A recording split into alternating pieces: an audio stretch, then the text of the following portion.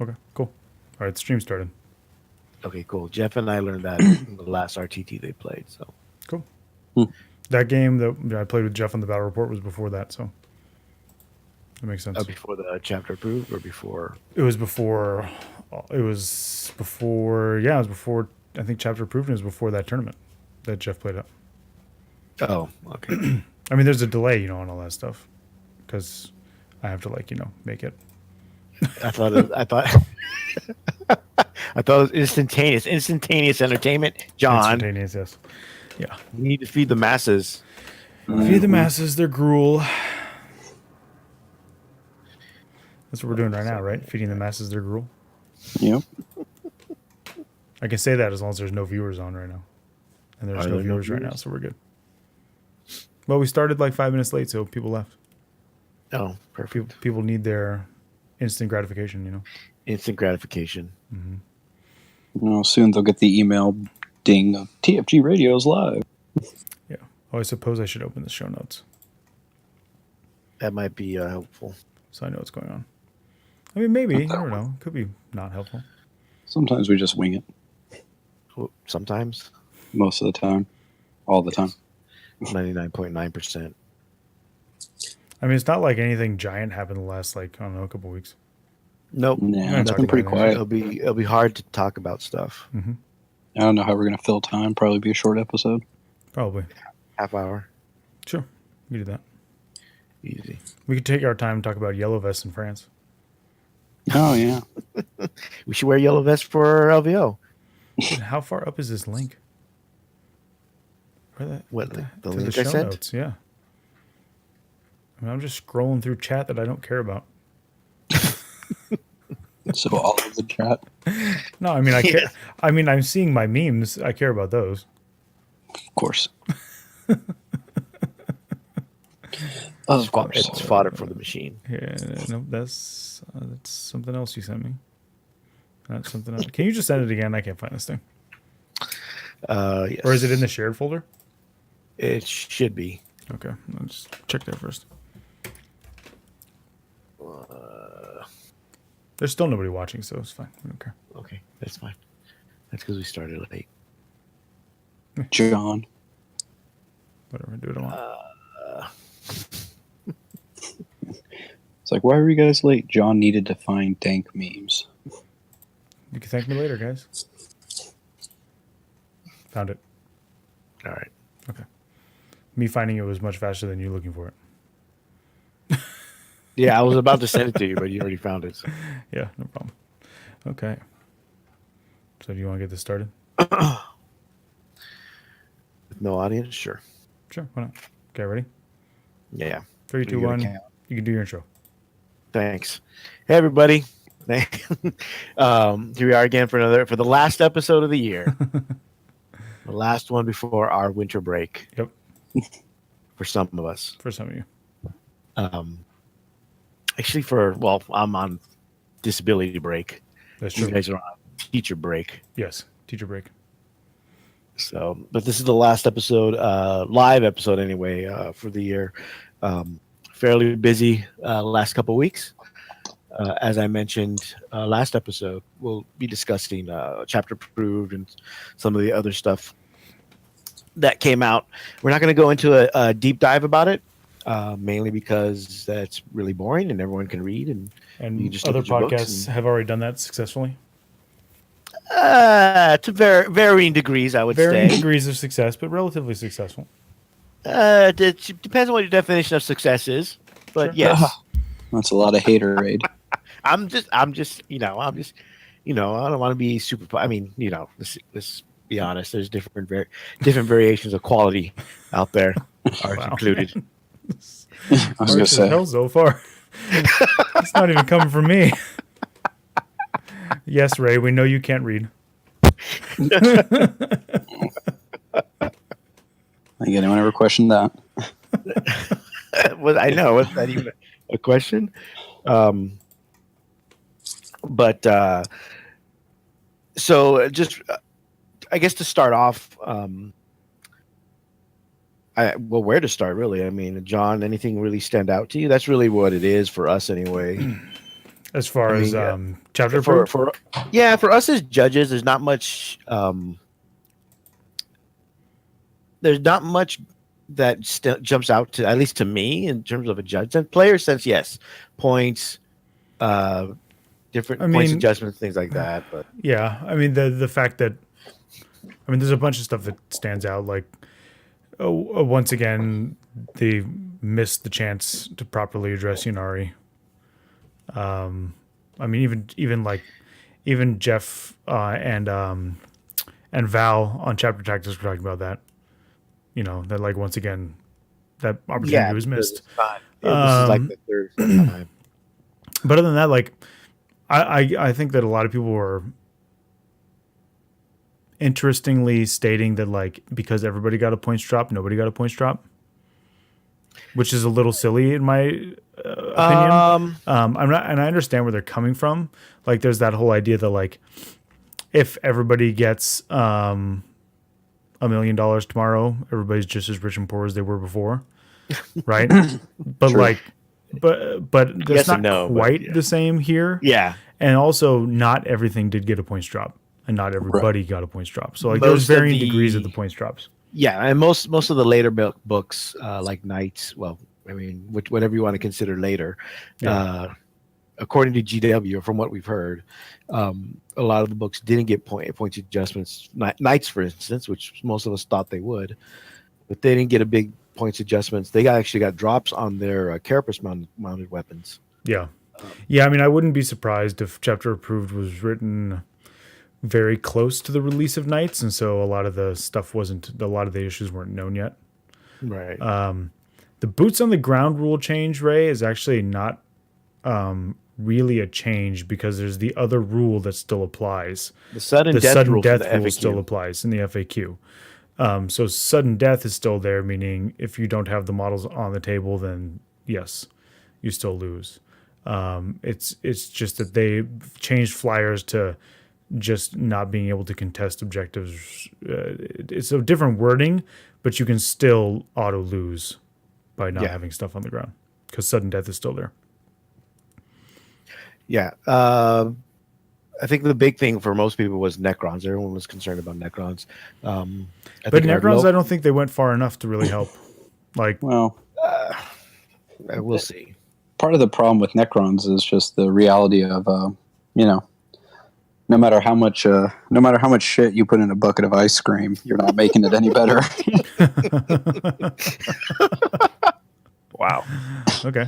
I'm just That's saying, fair, like, I suppose. Necrons need a huge revamp. They don't need points adjustments. Yeah, I think if enough people bring the Necron construct and start bringing that in their list, and you couple that with the points drops, then you might actually see a legitimate change to not only the people who are bringing them, but also doing well with them. I think that part of the problem with Necrons was you didn't have a couple of things. One was you didn't have a big model that could really help you out and do well, right? Right. And then you also have the problem of, because everything was too expensive, people were giving up. But I think now that stuff is less expensive and you're going to have the construct be used more often, you will end up with a situation where I think you'll see some people doing well with them and succeeding with them. So I think that, if it has enough time to shake out, they're definitely going to be doing better than they were, but it's not going to be That doesn't great. take much, though. Yeah, exactly. It's not going to do a whole lot, but it's also not going to be as bad. I don't think that you're going to see them win a major, but you might see enough of them played at a GT level or a major level to make it to the top, like 8. Well, plus, since the Tesseract Vault would up in points, the Forge World construct is. But the Tesseract Vault wasn't more good to appealing. begin with. That stupid 3 Tesseract Vault list was trash. It was trash when people came up with it. It was trash when people tried it. It was trash because it failed. Alan, I can't grow a beard. You're just trying to trigger me, Alan. You know I can't grow a beard. Had this discussion. Don't be a jerk.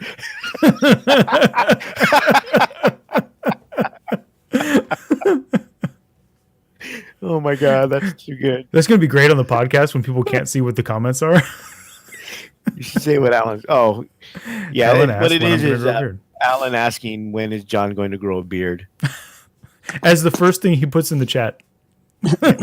For those listening on the podcast, I'm just going to buy you that beanie that comes with a beard, John. How do you want that? Sure, I can do that. The scarf, Ray, I'm getting in the festive season. I got a scarf. There we go. It's Christmassy. Although my camera's having a hard time with my plaid shirt. Nice. I keep becoming like a distended head. Sure. Yeah, Why whatever. not? You're like a floating cervical skull. Yes. It's true. What What do you think about Chapter Approved, Danny? You haven't said much. Okay, well, you've been looking most of the Sisters thing, right? Yeah, that's where my Okay. focus has been. Although, obviously Tyranids and stuff like that. Sure. And I looked at the Necrons and just felt bad for them. But, it's not abnormal. Yeah, even though everyone got a point drop, just about, it depends on which units got the points drop. So you're going to Absolutely. You're probably going to see more different units because they may be good. In the past, they may have been good but too expensive. So you may see people try them out now that they may be cheaper. And each army is different, which is why a points drop across the board is not the same as John was mentioning earlier. Yeah, So- well, it's also, from our perspective, because there are units now that people might actually take that we might actually see rules interactions we haven't seen before because no one ever took those models. All right. Yeah, that would be interesting, actually. Yeah. Well, there's between now and LVO, there's only maybe 1 or 2 GTs, but none of them are like. I don't think there's any major GTs, at least. Well, there's that I big know of. one that's going to be in Arizona, like, what is it, a weekend or 2 weekends before LVO? It's like the final primer one in Arizona. That's the one that Derek's running, right? Where he's helping. Yeah. Yes, but I don't know how many. But I don't if he may get the 28, which I don't know if that's a big enough pool to see, or big enough sample size. Yeah, it depends on how many players he gets, really. Yeah. Right. So I don't know if any of our guys are going. I think we might have a couple guys going. But we don't know yet. Especially because it's so close to LVO. Yeah, it's Alan hard wants to get away know with if there are that any close. codexes that were released after June that got any updates. Space Wolves, which got minor adjustments, and Orcs, which got no adjustments. Well, Orcs just came out. That would have been a little. Yeah, Well, there's zero technically, yes, for chance. after, and that's after. So Yeah, but the Surprising is that, adjustments to Space Wolves and to Knights were not as major as we were expecting. as the other ones, with the exception of the fact that like Space Wolves got all the other things that the Space Marine ones got, but they already knew Right. they were doing that to Space Marine, so all they had to do is cut and paste, Right. But there weren't a whole lot of like Space Wolf specific stuff. No. So Did all of them get the 2-point storm shield? I believe so. Yeah. Okay. Wow. Somebody was asking me the other day when I was kicking around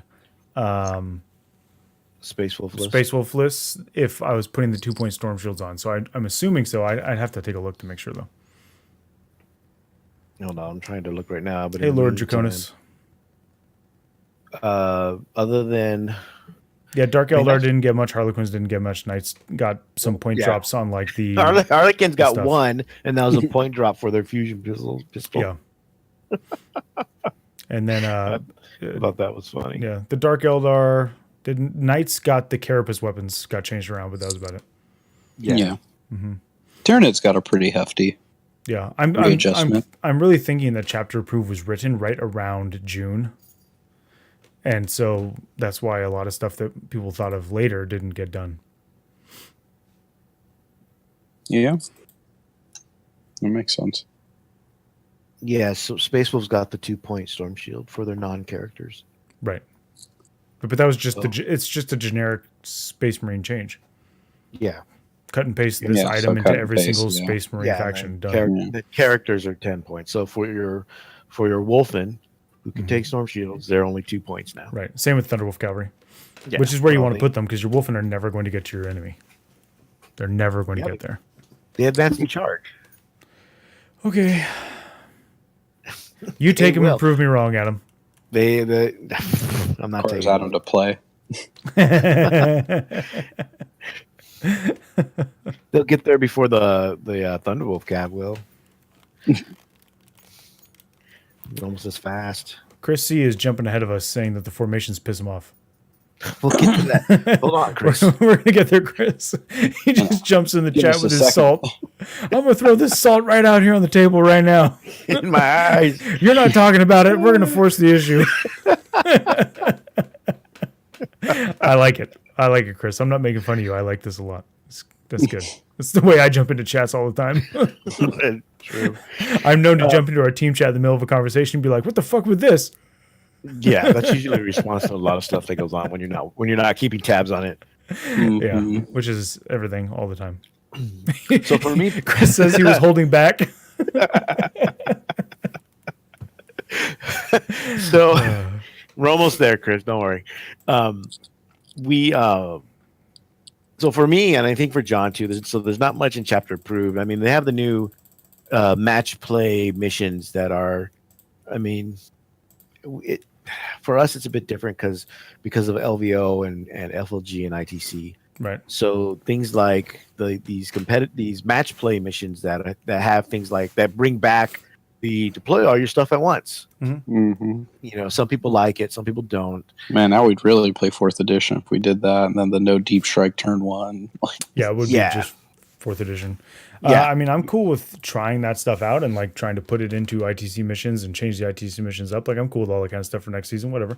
Like, there's ways to change stuff and do stuff. I'm not like a hard line. You have to play this one thing all the time. No, we change it all the time. Yeah. But in terms of for right now, it's not really something. At least something I look at because that's like I have this other stuff I have to keep track of. Yeah. I don't need to track Exactly. but I don't need to. But one person brought up that that type of deployment is very advantageous to things like Eldar and Orcs because they have a redeploy warlord trait Right. or stratagem. And that just makes it even more powerful if they can choose whether to deploy first or second, and then go first or second after all that. Mm-hmm. So that's an issue. There is the one mission where if you get within certain distance of the objective, it cancels out your invulnerable save. So yeah, I'm not using that one. I don't know why you would have that in a tournament because then you're not going to have any demon or custodes or any army that have a lot of invulnerable saves show up to the tournament. So the results will be very skewed. That seems to be generally GW's concept of how to make real, competitive, like how to control the metas, to have missions that are just gut-punchingly punishing to certain army builds. Yeah, I mean, remember this is the same company that had this is heavy doc. Oh my god! Don't even start. I mean, I have PTSD flashbacks to 4th edition. And this was 3rd and 4th, so my god! And I still have them. I still have the originals of this is heavy burn doc. them in a fire and delete files if you have them. And for those that don't know, this is heavy doc. What you did was at the start of your turn, you had to roll a 2 dice, and it had to go. I think it was high above a certain number, and you added the turn number. Oh, I think it was 13. Yes. And you added the turn number, and if it went higher, if it went to a certain number, then or if it didn't make it, you had to slow down. Your movement was like cut in half. And if you did make it or something, I have to look at the paper again. You actually went faster. So bad. So I think in the beginning you were slow, but towards the end you actually went like twice your movement as your normal move. Yeah. Hey, whoa. The Vigilist book is $75. It's 60. It's hardback. What? Yeah. Is Chris still? Because Chris says that the rules aren't bad. Because Ray says the formations are awesome. He's like, the rules aren't bad. It's just more stupid shit to carry around and more rules to learn in a $75 book. I'm just like, what do you mean it's $75? Oh my god, no. And then to put us back on track before John. John's falling for Chris's bait. Yes, it's fine. Hard. It's cool. The other one that was popular was Battle in the Eye of Terror, where you can deep strike any unit on every turn. It's almost like giving shunt to every one model in the game. So I would do things like deep strike my Land Raider. think back when you could use them, where they were actually useful. It's fun stuff like that. Yes, although fun stuff like that. Although my all-time favorite is still Trader. Oh yeah. Because Trader, you traded an elite model. If you didn't have any elites, you traded a troop model. Yes, I remember that. It's the best because I once traded a dreadnought for a guardsman. How is that best?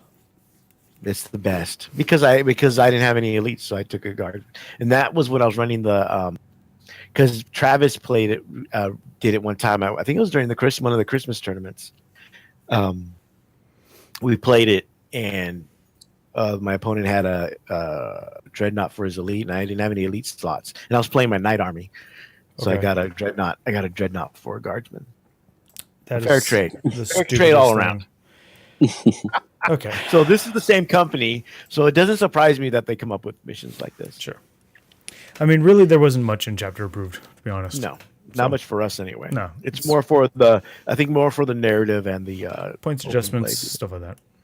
Well, plus that, but I think it was more for narrative and open play because you had things like the character creation rules, the looted vehicle rules, things like that. Yeah. I mean, that kind of stuff's in there. So if that's your, if that's your thing, then that was good for you. And then Danny's all excited about Sisters of Battle. Mm-hmm. Yeah, they're fun to convert over, and they got some. Well, what's your first impressions, Danny? I feel like they're a little out of focus. There's some. I can see some actually competitive builds, but they're very on kind of the polar opposite. So you can either do a horde because it's so easy to get them up to a 4++, where you can do like 60 girls with a 4++, and in power armor. So that's not bad. Seraphim are really good because they can get a 3++ pretty easily, and then Exorcists are amazing. But their chapter tactic, the Bloody Rose, which is +1 strength and attack in the first round of combat, essentially is insanely good. But I don't know if they have all the tools they need to leverage that kind of thing. I mean, maybe, but like I said, I think oddly enough, probably the best use is either as a relatively cheapish brigade or not brigade, battalion, or actually a spearhead, where you just take a canoness and Celestine and 3 exorcists, which is like 600, maybe less points, 500 points. Yeah, and you just park that when you need anti-armor, because you've got exorcists that, for 4 turns basically, or 3 turns, get a 2-up rerollable to hit with a 4+ invulnerable save.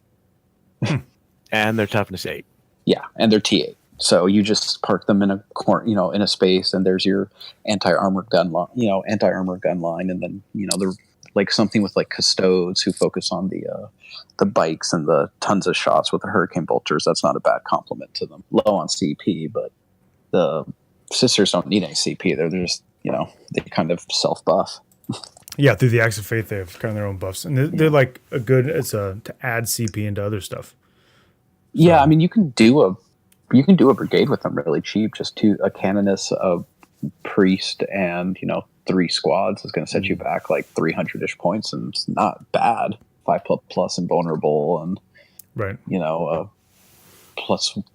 basically +2 attacks in combat the first turn when you get there. So when I was reading through it, I was thinking to myself, like, as a beta codex goes, this is not that bad.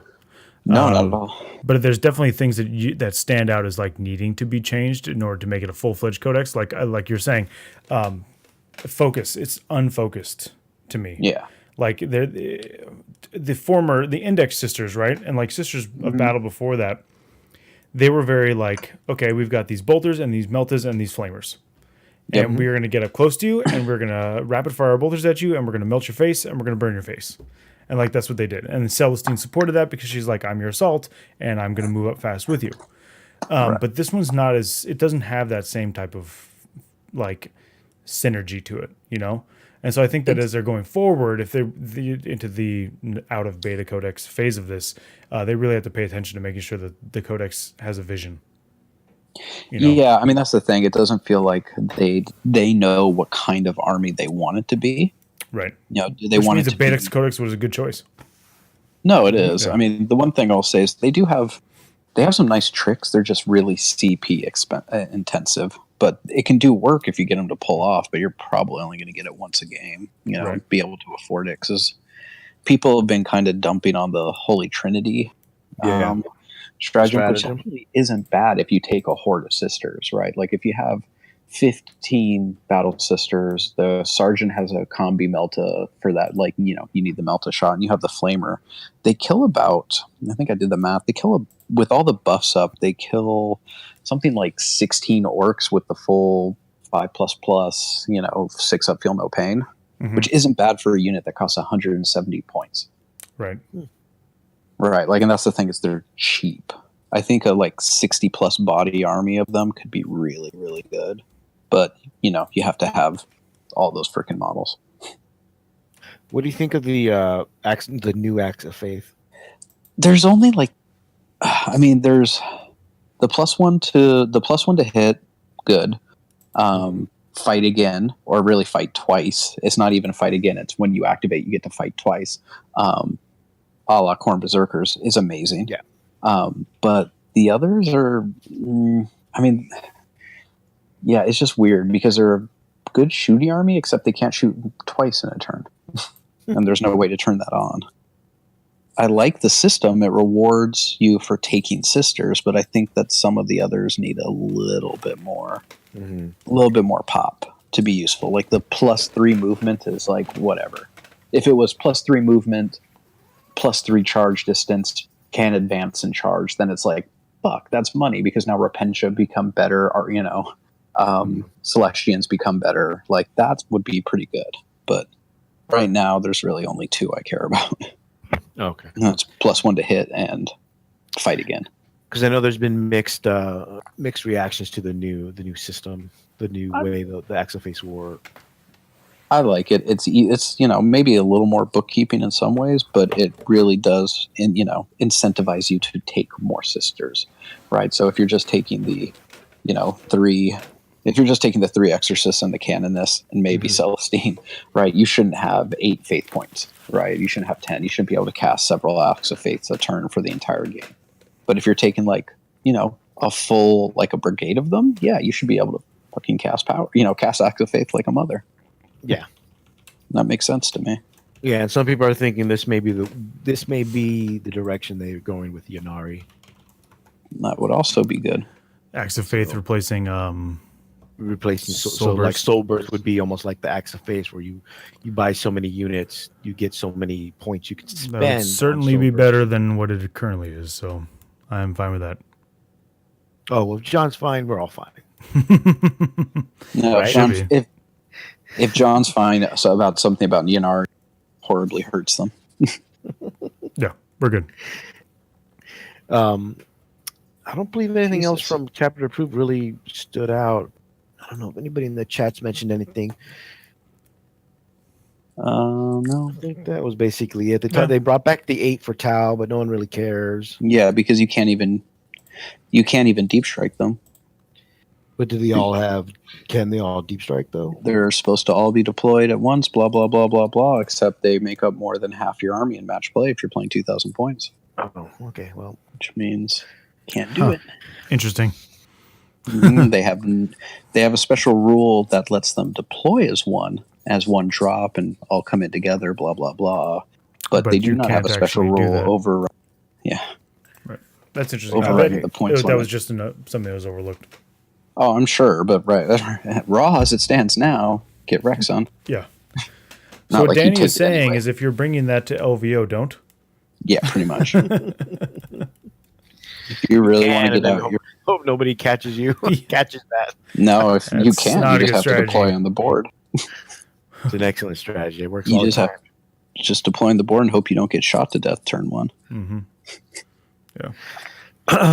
So I think that brings it our rapid review of the Chapter Approved to a close.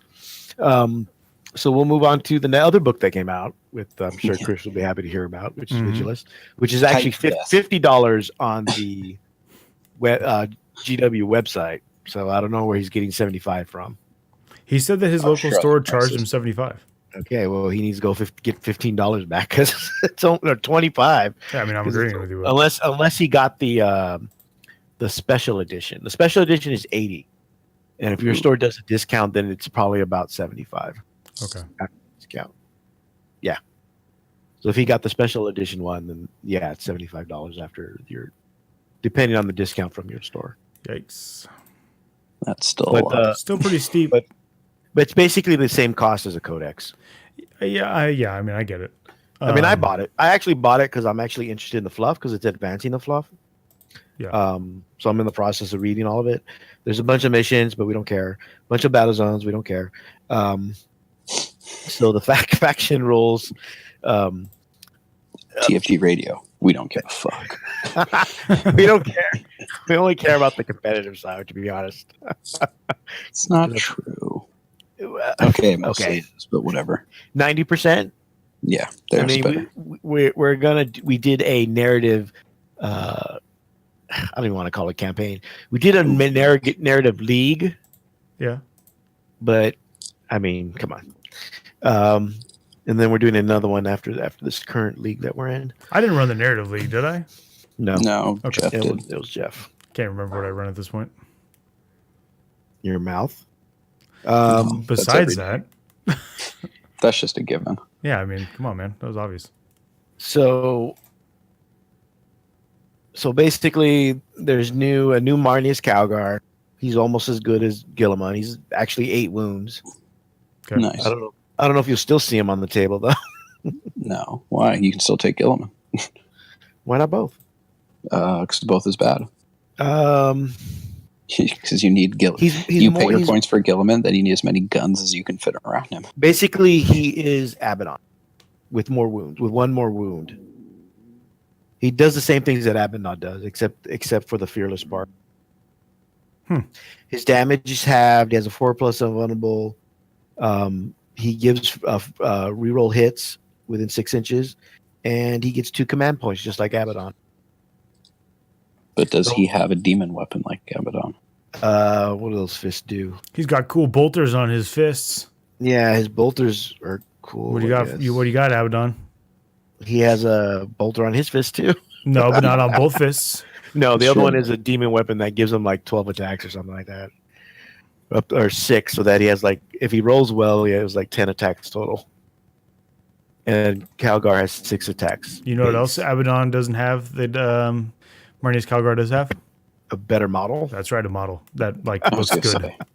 say. A good looking model. You know what Marnius Calgar's had for like 3 editions that Abaddon hasn't had? A new model. A good looking model. Well, you've seen that first Rogue Trader edition where he looks like he's on the toilet. Hey, that's not bad. I mean, if you model the toilet, that's just what Ultramarines are. Wow. Damn, I even have that meme running around here somewhere. I'm gonna put it back on me so people can see the Ultramarine and the toilet bowl meme. It's there. The Black Legion character is okay, I guess. I think he's relatively less than about 100 points. But the guy with the Thunderhammer from the box set, right? Or no? No, the guy with the spear. Oh, the spear, yeah. I like the spear. This guy with the jump pack and the spear, it's cool looking. He's cool looking. Unfortunately, his rules don't reflect that. So, well, that's unfortunate. Yeah, and it's funny because I've talked to a few people and they've thought maybe, even I was thinking about it, maybe just doing like because I have a bunch of Raptors and Warp Talons from the Hounds of Abaddon formation from 7th, and it'd be cool to take him and them and a bunch of other chaos stuff just for fun. Do stuff. Yeah, but the problem is he only affects Raptors. He does because he has reroll hits, but it only affects Raptors, not Warp Talons. Huh. Oh well, there you go. Well, Raptors are cheaper. True. Okay. So there's that. You're saving points. Hey, I'm just thinking, man. If it's a mech army, you gotta save all the points you can. You're thinking of bringing anything in a Chaos Space Marine army that is not cultists. Raptors are cheap cheaper. demons. Well, You better that's figure a big. it out. I mean, that's a big thing when you go through that. Cultists got not kicked up a notch. Yeah. Mm-hmm. 5 points. So now you have to spend another 50 points, depending how many, or 100 points or 200 points, depending how many cultists you brought. Yep. Nuts. So you have to exchange those Warp Talons for Raptors now.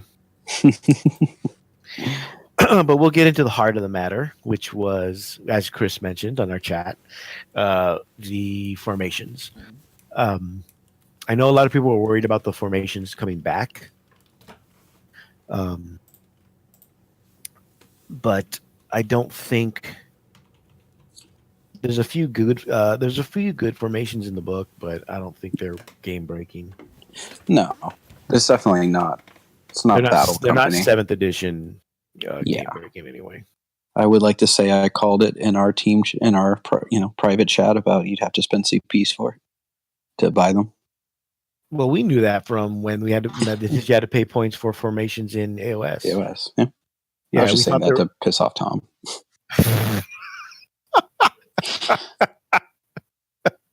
Sure, I'm on board with anything that'll trigger him. I think the Indominus Crusaders is a good one for Primaris Marines. They're trying so hard to make Primaris Marines relevant. Yeah, I mean, it's not the only problem with the Indominus Crusaders is you essentially have to spend at minimum 2 command points to use it. Yeah, you have to spend 1 to make it Indominus Crusaders, and then buy the veterans. And then you have to buy the veterans for another CP, which you can spend more, which you can do to more than 1 squad, but at most maybe 2 squads. Right. But it unlocks some really good stratagems that are all CP. Right.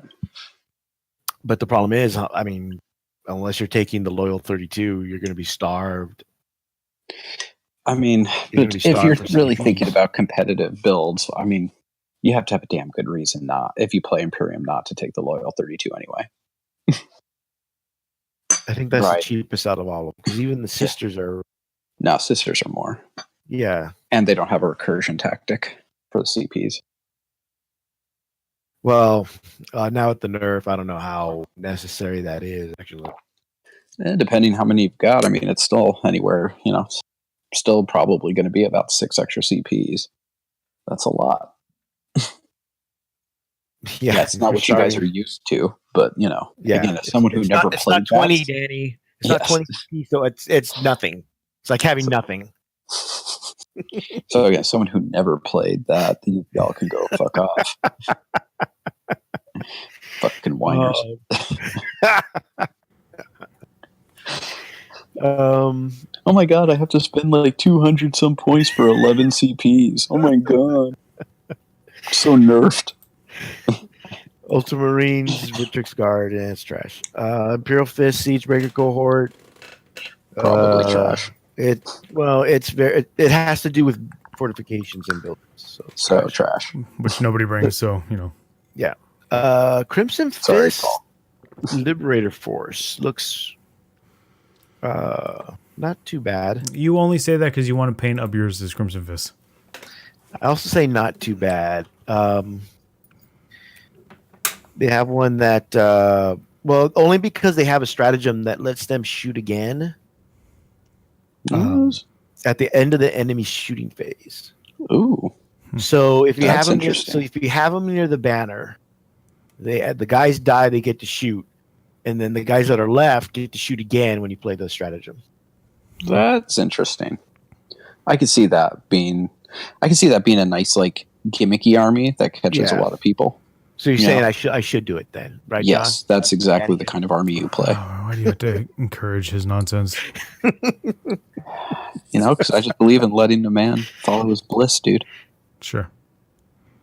I'm a booster, not a downer. Or an enabler, as some would say. I prefer the term supportive. Yeah, he doesn't want to. Don't use the term enabler. Get trigger. And then the other stratagem is just if you roll a 6 on the hit roll, it's 2 hits instead of 1. Yeah. Wait, which one are you on? The Crimson Fist? This is the Crimson Fist one, yeah. Oh yeah, I see. And then nothing. What about the Black Templar Sword Brethren, bro? Next, dude, but Black Templar's Sword Brethren. You know what, Chuck?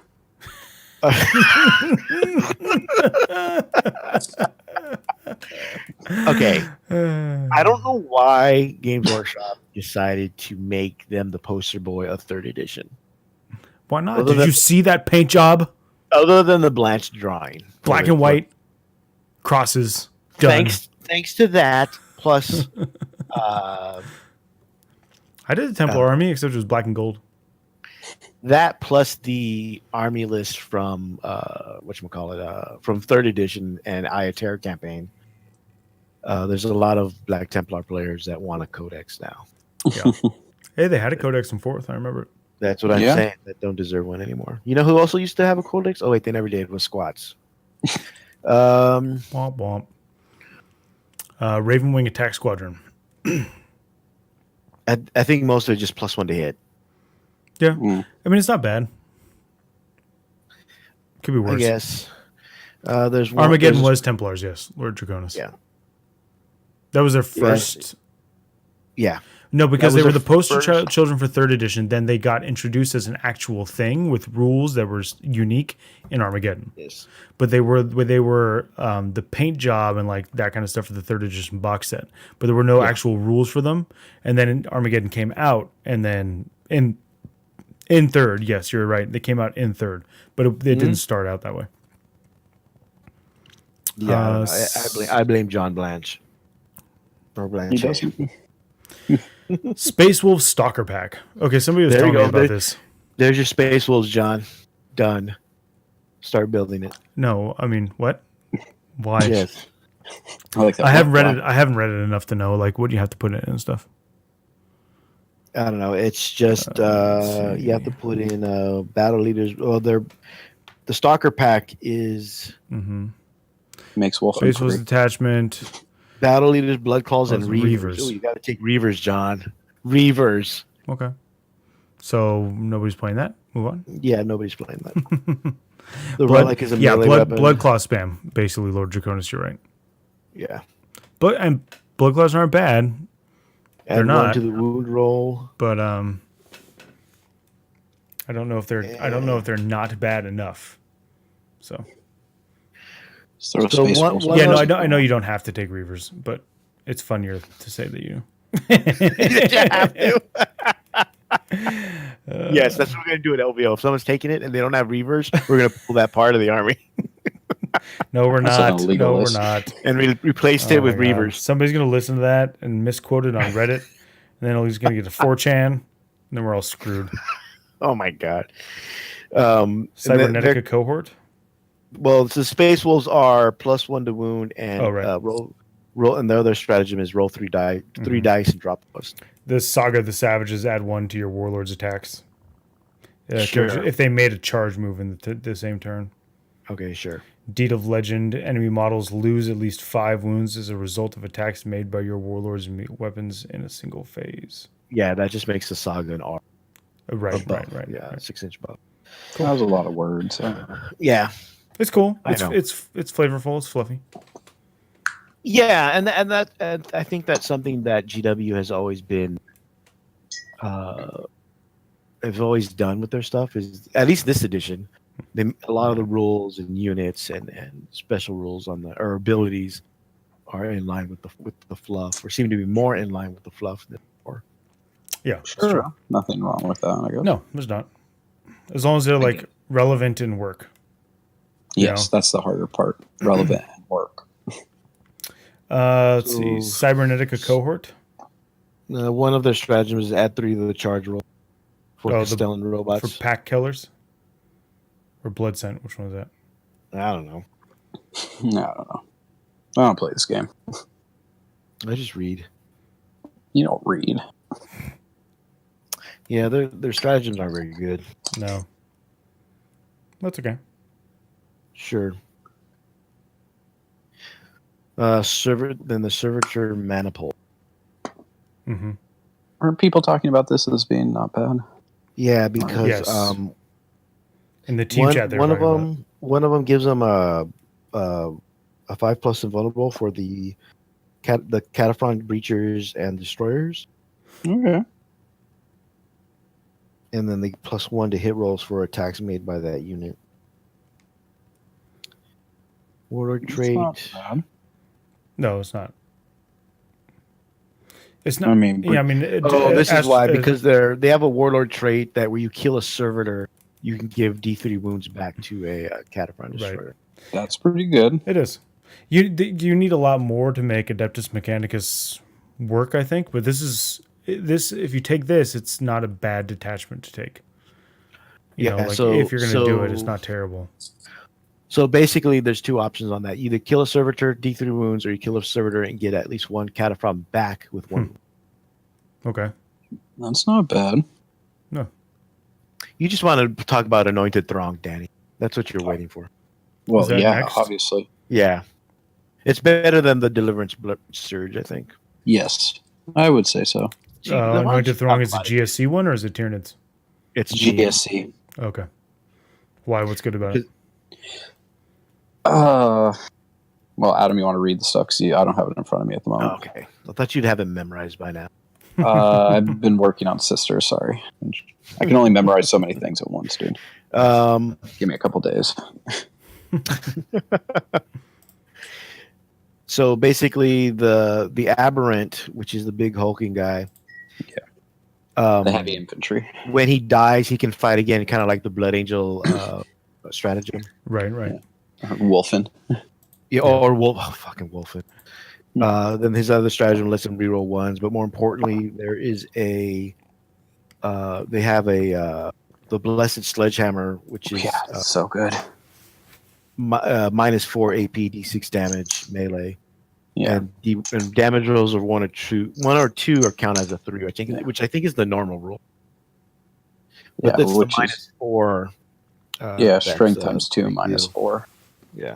I mean, it's just having essentially for D&D fans that brutal rule of, okay, cool, I'm never going to get screwed by bad dice rolls. It's just awesome, and I don't know, it's even better just for the fact that like both GSC and Tyranids suffer from the Knight syndrome of they struggle to reliably one-shot a Knight, right? Where In a single turn. Send this unit, not even one shot, but like being able to take down a Castellan in one turn is in a phase, basically. It's very difficult. But the Anointed Throng, like you get the leader Aberrant and have him, if you get a good ambush roll with like a squad of Aberrants going into a Castellan, they're gonna fucking annihilate it.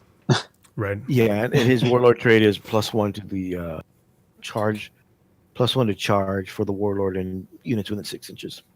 Yeah. Deliverance Brood Surge. I actually hear nobody talk about it.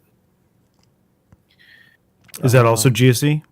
That's GSC. Yeah, the common complaint is that not every like Necrons are like, why didn't we get anything? You know, Dark Eldar, why didn't we get anything? Because you're not on Vigilus. Because they're not on Vigilus, right? Well, Dark Eldar are, but they didn't get anything. Weird. Oh, well, fuck Dark I guess. But GW because you got Windrider host and Wraith host, and you're just gonna ally them in, right? So whatever.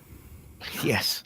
Well, plus those GW did something smart, which in that they did not include every race in the con. Right. Because if you remember, you can't put every single like group on the conflict there. That just doesn't work. It's like party time. They tried with the Aya Terror campaign. I know, but it ended up basically just ignoring Tau. Yeah, right. Tau was doing their thing, and nobody cared. Right, because nobody cares. But and it was like, oh look, they expanded their influence, but nobody cares because they're out in the far corner of the they're on the other side of the universe at that point, or the galaxy, doing their thing, expanding their territories.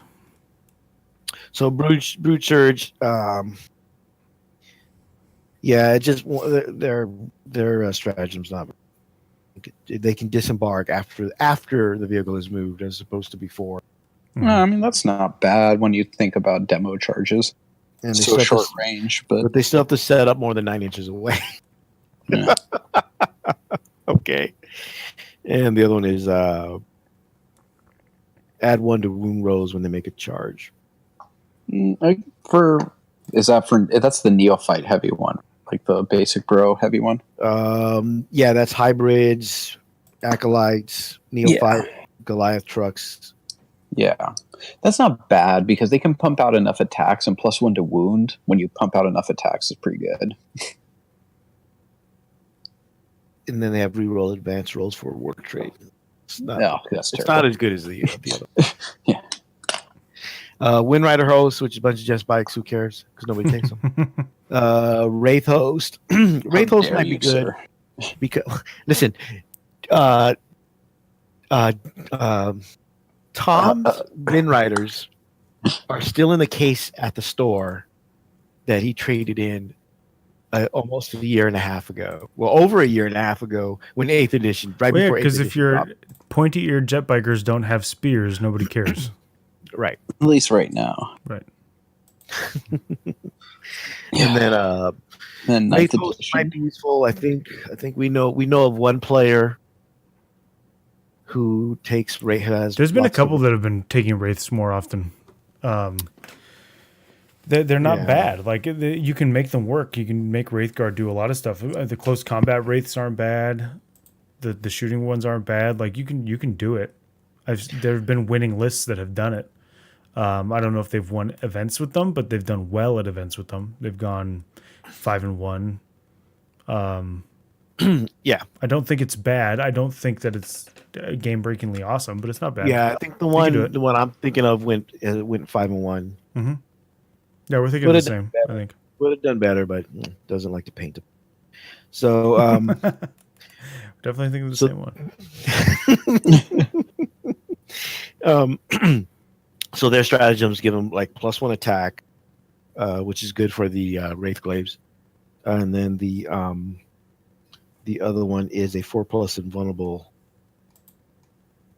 But in exchange, the Spirit Seer loses the 4+ invulnerable. So you're exchanging those.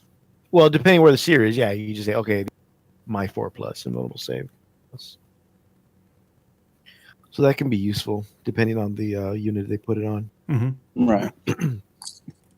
So Warlord trait is reroll charges within 6 inches. Rune of Battle for the Psyker is they just replaced the psychic power. yeah, I think they Twilight excluding looks like it's +1 cover, I think. Yep. Yeah. They get a cover save even if they're not in cover. And then their Remnant of Glory is a spear, Warp Spawn Bane. It's a staff. Ignores invulnerable saves on Psychers or Demons. And hits on a 2+. Since unless you're playing Thousand Suns, you're not going to see a lot of either, so it's useless. Yeah. Now we get to the good stuff the Imperials get. Because they get all that stuff. Yeah. Well, the Emperor's Blade Assault Company is not that great. No, not really. It's the Emperor's Wrath Artillery Company. Yes. Yeah. The Suppressive Fire, Yep. which that one is the unit cannot overwatch and halves its movement. It says it cannot shoot this phase. Yeah, and you can't shoot Instead, overwatch. it lays down suppressive fire. Pick an enemy infantry unit that's within range. Until the start of their next turn, the enemy unit cannot fire overwatch and halves move characteristic. Yeah. So you give up a shooting phase. You give up killing units to prevent overwatch. Right. And have a movement of a unit. It actually works on.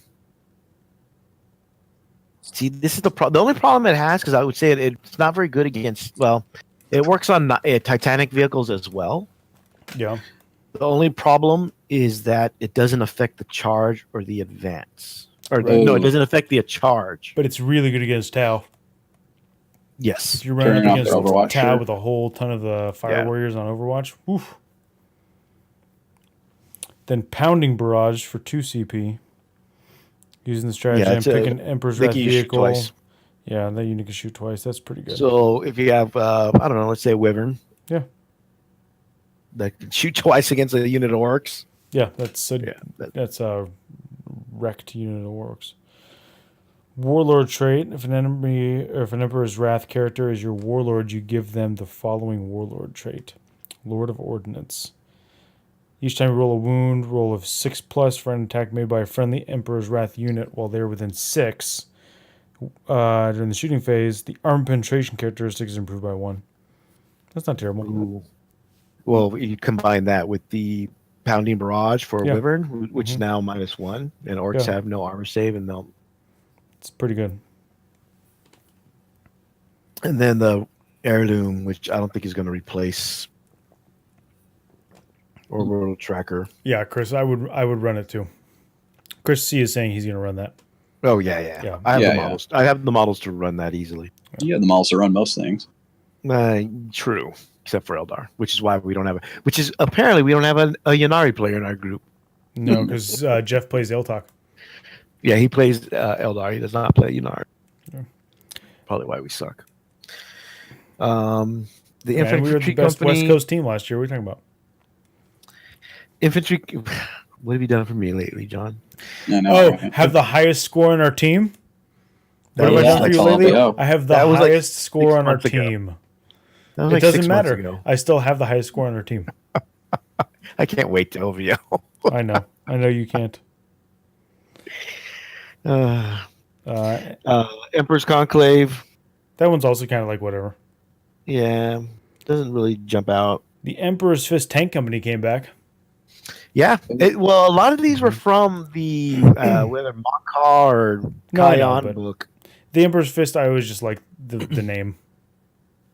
I'm sure you do, John. The Emperor's Fist. Sure you do. Tank Company. I remember that one was in APOC. And you could literally buy the Emperor's Fist Tank Company from GW, a giant box full of Lehman Russes. Yeah, that's right. I remember selling that when I was working at GW, or I was working at Game Empire when that came out. And I remember selling that box with 9 tanks. There's 10, right? Three units of 3, and then the lead tank. Plus the commander. Yeah, it was 10 tanks in that box. It was only like $100. It was only like $150. It was the greatest deal in the history of GW. Too bad they don't do that anymore. Moving on. Yeah, so that one they have a stratagem that does mortal wounds on a 4+ if they charge a unit. That's the unyielding advance. That's steel. No, steel phalanx. Steel phalanx, yeah. Unyielding advances, I think they can still shoot the turret twice, even if it advanced, no matter how far it moved. Yeah, you can shoot his turret weapon twice, as described in Grinding Advance, no matter how far it moved. Yeah, if you need to get to a certain spot or a certain position or objective. The problem is you got to take a bunch of tanks. Yeah, I was gonna say the problem is that you have to take Lehman Russes, which. Yeah, not. Oh yeah, because it's only Lehman Russes. Not ideal. T8, but that's every variant of the Lehman Russ, right? Yes. Okay, so it's not. I mean, it's not. It's not I tried it once. I don't think that formation would help. Right. I'm not gonna lie. I liked the idea of the Tempestus drop force. I'm not sure it was executed well in terms of the rules they wrote for it, but I liked the idea. I think the wording. Someone had issues with the wording. I remember. Yeah. Yeah. So there's a 1 CP that basically no models are slain. Roll to see if it's slain. Yeah, precision drop. Yeah, which I don't know if it's worth the CP. I don't know either. Aerial fire support. Like I feel like they missed a chance here with this one. To make Tempestus like really cool and flavorful. Because you just don't see them that much. I think if they'd given them a really like cool detachment in the drop force, it would have been great. I think they kind of missed the mark. The aerial fire support's really good. But unfortunately it's most squads are like 5-man squads, but yeah. That's actually useful if you happen to have an army like that. Yes. No, I agree, but I think that I mean, I think it just misses the mark slightly. I think precision drop is they could have done a different stratagem better. Yes, they could have had a better 1 CP stratagem sitting there. Stomp a mob. We don't care because that's like 3,000 points. Cult of Speed. The vehicles really aren't that good. Yeah. Isn't Dreadwog the one that everybody's talking about, or no? Which one are they talking about? Blitz Brigade? No. Blitz Brigade is more of the wagons as opposed to the Cult of Speed, which is okay. The new Cult of Speed is more of the new vehicles. Right. Dreadwog is basically the Can wall, right? Cannon wall, basically. Yes, right. Because it's Big Mechs, Gorkanox, Morkanox, Death Dreads, and Killer Cans. But it doesn't really make them. I don't know. Are you really gonna run that? Um, When you got boys and looters, Dread Mech just gives you an extra wound if you have a Big Mech, yeah. and then stratagems. One of them we shoot twice in the shooting phase, and one actually you have to use the Mech Workshop, which is useless. Yeah. Right, Okay. right. So you're not going to take Drake Wild. So the orc ones are all kind of a miss. Kinda. I think the Cult of Speed one just makes them move faster, even faster. Right. So Which okay. I don't know if you need, depending I on mean, the maybe board if you're setup. already taking that, why not? So you know. that brings the question of when, because this has been asked. Mm-hmm.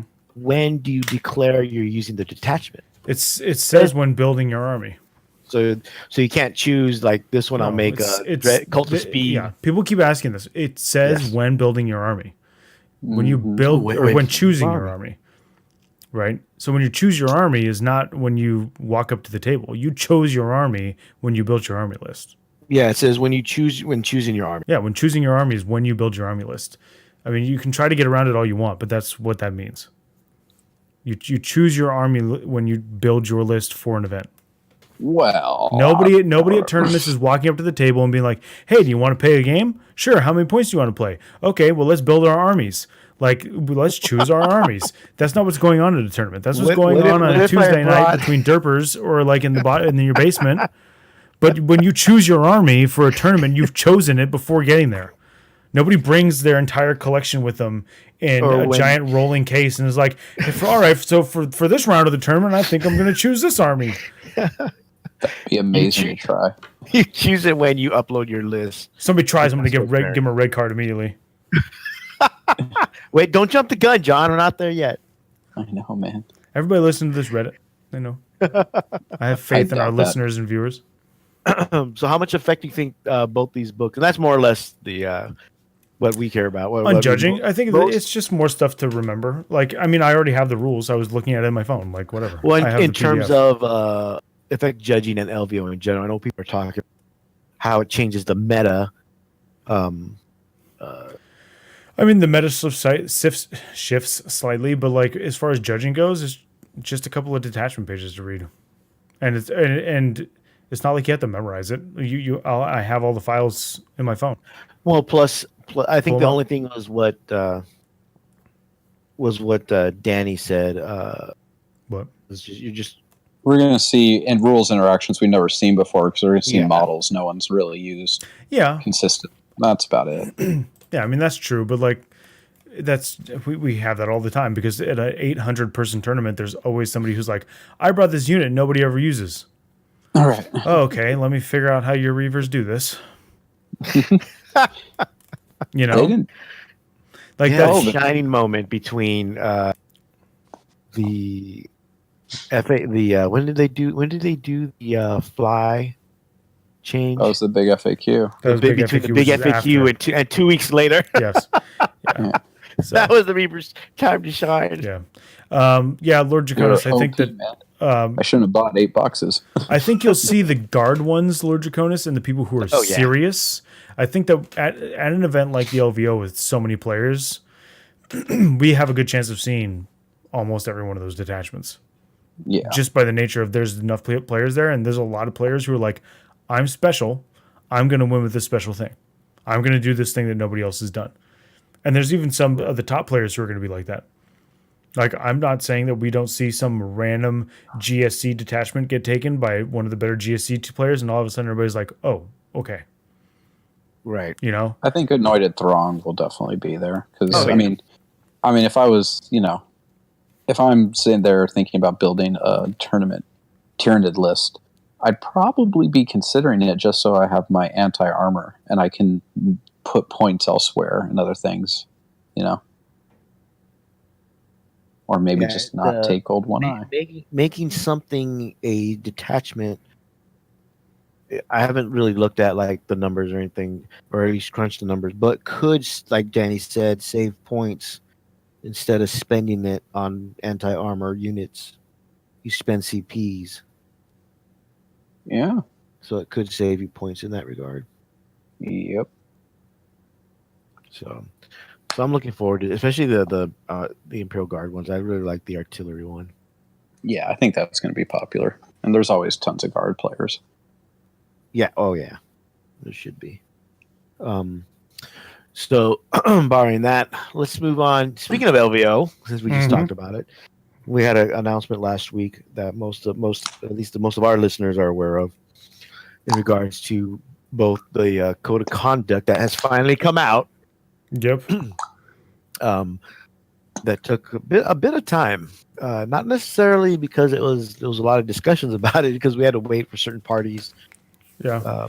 Well, there was a lot of stuff that was going on, discussion, but I think because that one, if you scroll down to the bottom of the document, you'll see the people who contributed, and there's the ITC, the ITC tournament organizers Facebook group, which is a group of a lot of people that run tournaments, and so everybody got their chance to look it over, and we discussed it there, and we discussed it in the original doc, and so I mean there was a lot of people contributing a lot of ideas. It was a lot of good work that went on, but yeah, we did have to wait for certain parties who drug their feet.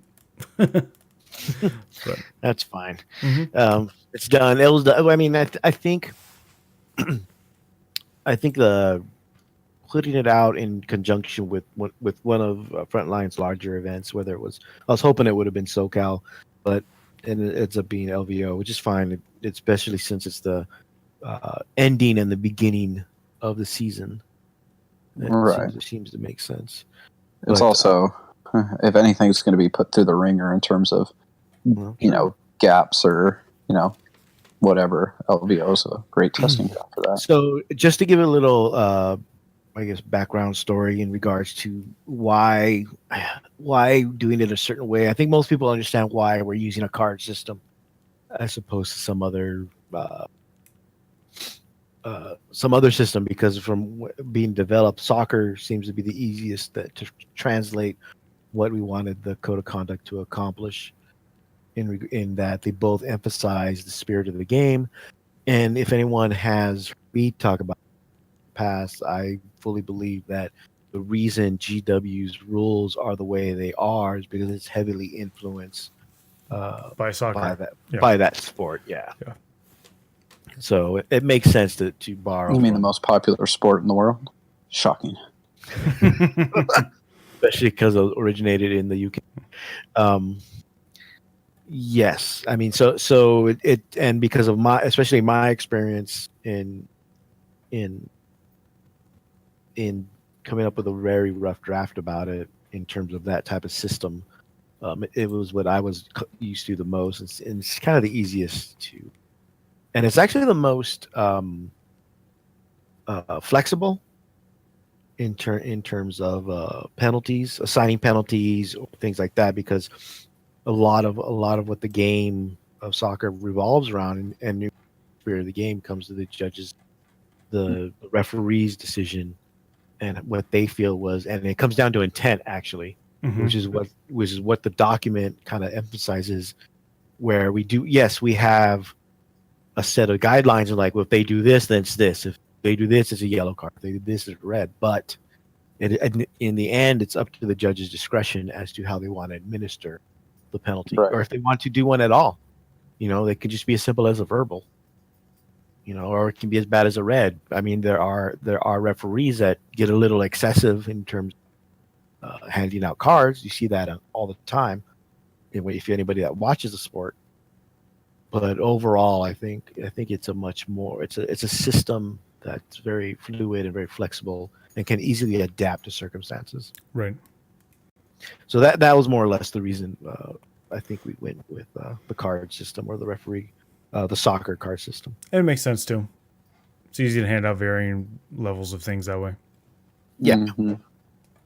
And even people who don't really like soccer or know much about soccer are aware of what they understand means for the most part. Yeah. Well, the color code just in general, you don't need to say anything, which is why the color code was kind of developed in the first place, because of the language barrier. Right. Everyone knows what yellow means Everyone knows what red means. Right. In terms of It's very easy to understand. Yeah. Especially for something like LVO, with if Right. you're getting international Mm-hmm. people that come over from Yeah. around the world to play. Some may not be as fluent in English as others. Correct. That does happen. Yeah, I mean, I have a hard time with English. It's my second language, my first language, and so the colors just it makes it easier to identify what the I guess harshness of the penalty is. Right. So, but in terms of the code of conduct, I don't think we had too many questions about it really. No, it's very straightforward. I mean, I think again on chapter tactics, both Val and Jeff had very good points about this, which was simply like the code of conduct is there because it needs to be, but it's very like common sense. Like Mhm. I think it was Jeff was saying like most of the players probably will show up and not even have read it, and they'll get through the tournament and it will never even come up. Right. Because the vast majority of players, it's not even going to apply to them because they're already doing these things that are common sense and common decency. You know, and they're not attempting to game the system in a way that's bad or underhanded or whatever. I think that the players that are going to read it are the ones that are attempting to do things that they shouldn't, or the ones who know that they're going to be in contention for top spots, so they want to be aware of it all. Right. And the document's there to protect the players, really.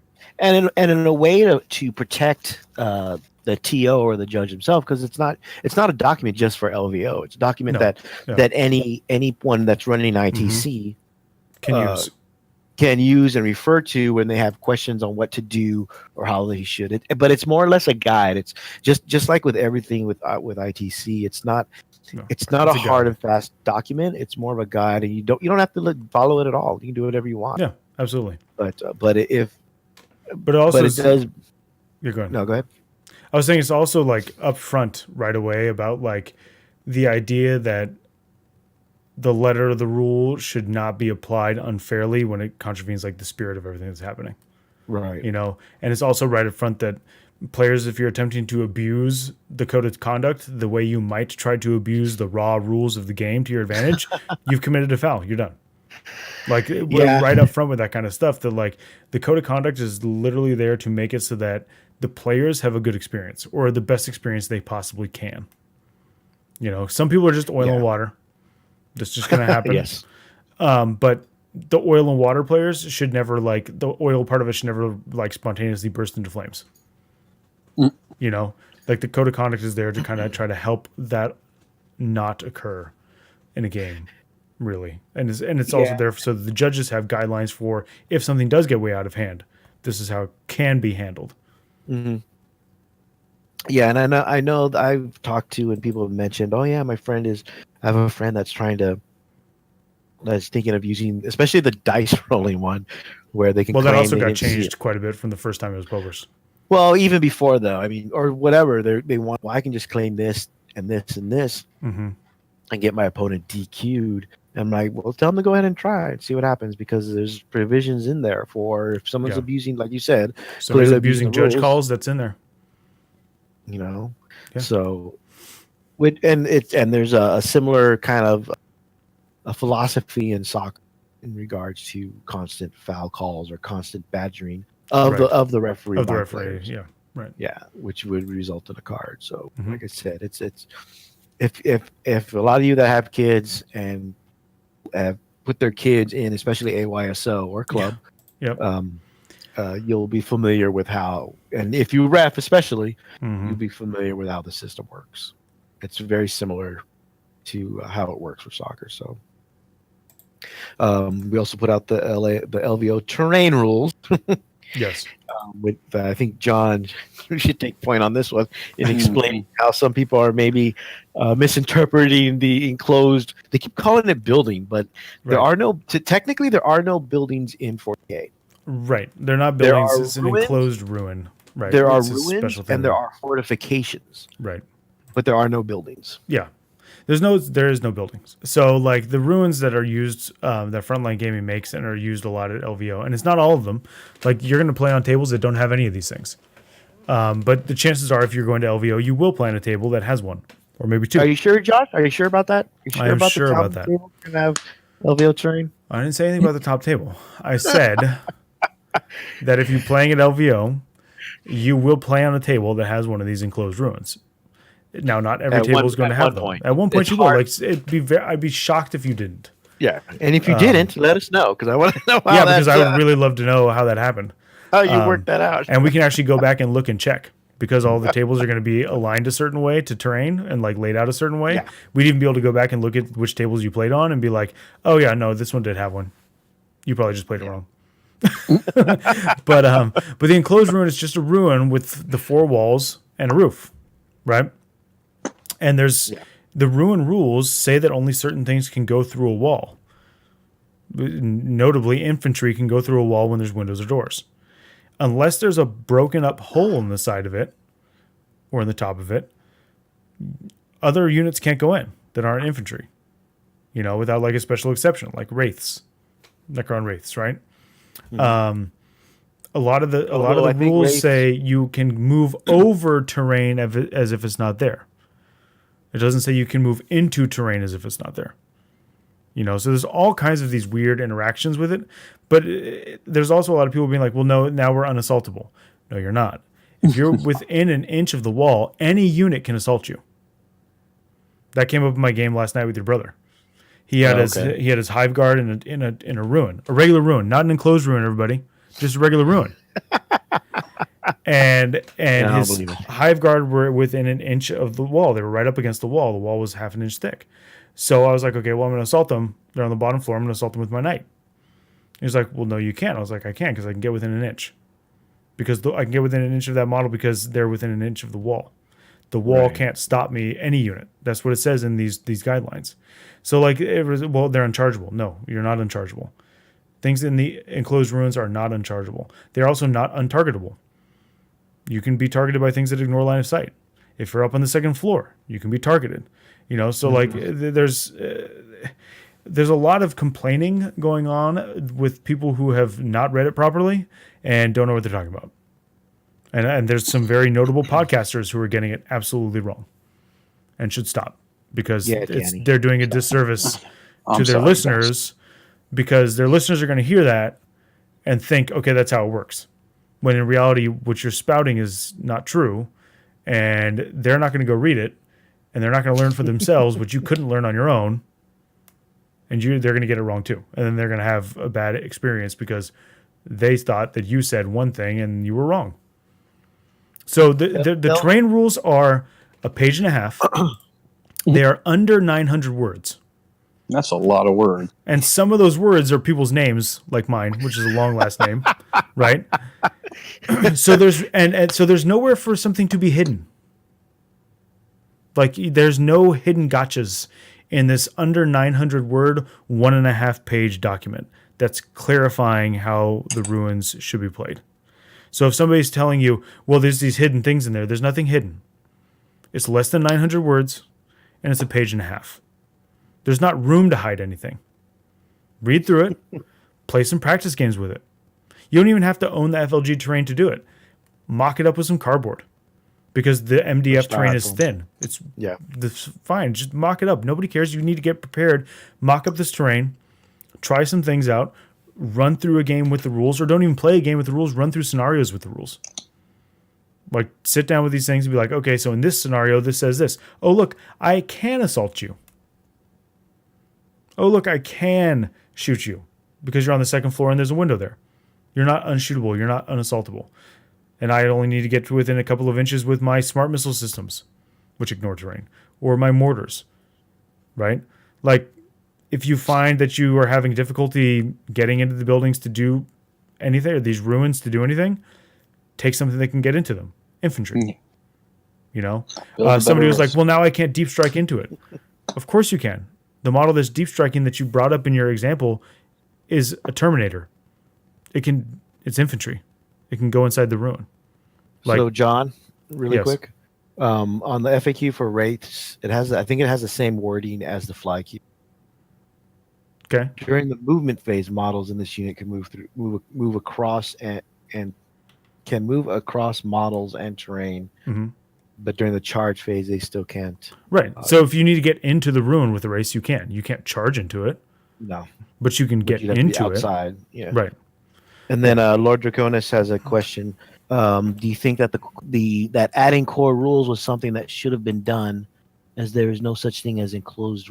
I think it means ruins or enclosed rules in the rule book. Adding core. Well, we're not adding rules. We're clarifying how you play these special type of ruins that exist because of the event. Because we can't call the FLG buildings Right. technically, because there are no rules for buildings. Correct. Current If rules. people were like, you just make it buildings and give them wounds, well, that's actually making up rules. Yeah, that's making up a That's whole lot making of up a rules. whole lot of stuff. By clarifying that these enclosed ruins are ruins, you're now using the ruins rules for them, and we're clarifying how those core book ruins rules are used for this special type of ruin. So we're not adding making to the core up rules. as few things as possible. Yeah. Like, we're really making up as few things as possible. We're simply applying rules that are already in the book to this special type of terrain. Because if we had said, okay, these buildings are buildings, and they all have 10 wounds, and you get into and out of them this way and this way, like, that's making something up. It's already way too much. Right. So, But yeah. you know. So it's more of a clarification because of the terrain that we have, as opposed to adding rules to the Correct. core rules. And then the other people who are like, oh, yeah, you're just doing this to sell your terrain. But these terrain pieces have existed in 7th edition. Like, this is he's been using these same since he's built the first very set of ITC terrain was these types of buildings. So it's not like Reese is doing this because he needs to make the money. Like, sorry, that's not true. You know, and GW doesn't make enclosed ruins like this, right? Everything has an opening at the back. Okay, Lord Draconis just said that, right? They all have openings at the back. So their rules were written with that in mind. So we have to adapt their rules to fit what we have. We're adapting them. We're not making stuff up out of thin air. The other thing was the hills, the containers as hills. Oh, where people are like, no, I'm up on top of this container. You can't assault me. No, because it's treated as a hill. So you cannot become unassaultable simply because you're on a cargo container. Because it's I don't know what its classification is now, because they don't use it. They don't use the crates like they're supposed to. I know that much. Right. So the crates are more or less have to be like hills because they're not ruins. Correct. So what else can they be? So you can go up on them. If you are concealed by them, you get a save, just like it says in the BRB. The hills provide a cover save if your entire unit is in it or on it and obscured from the viewpoint of the firing unit. That's the same thing.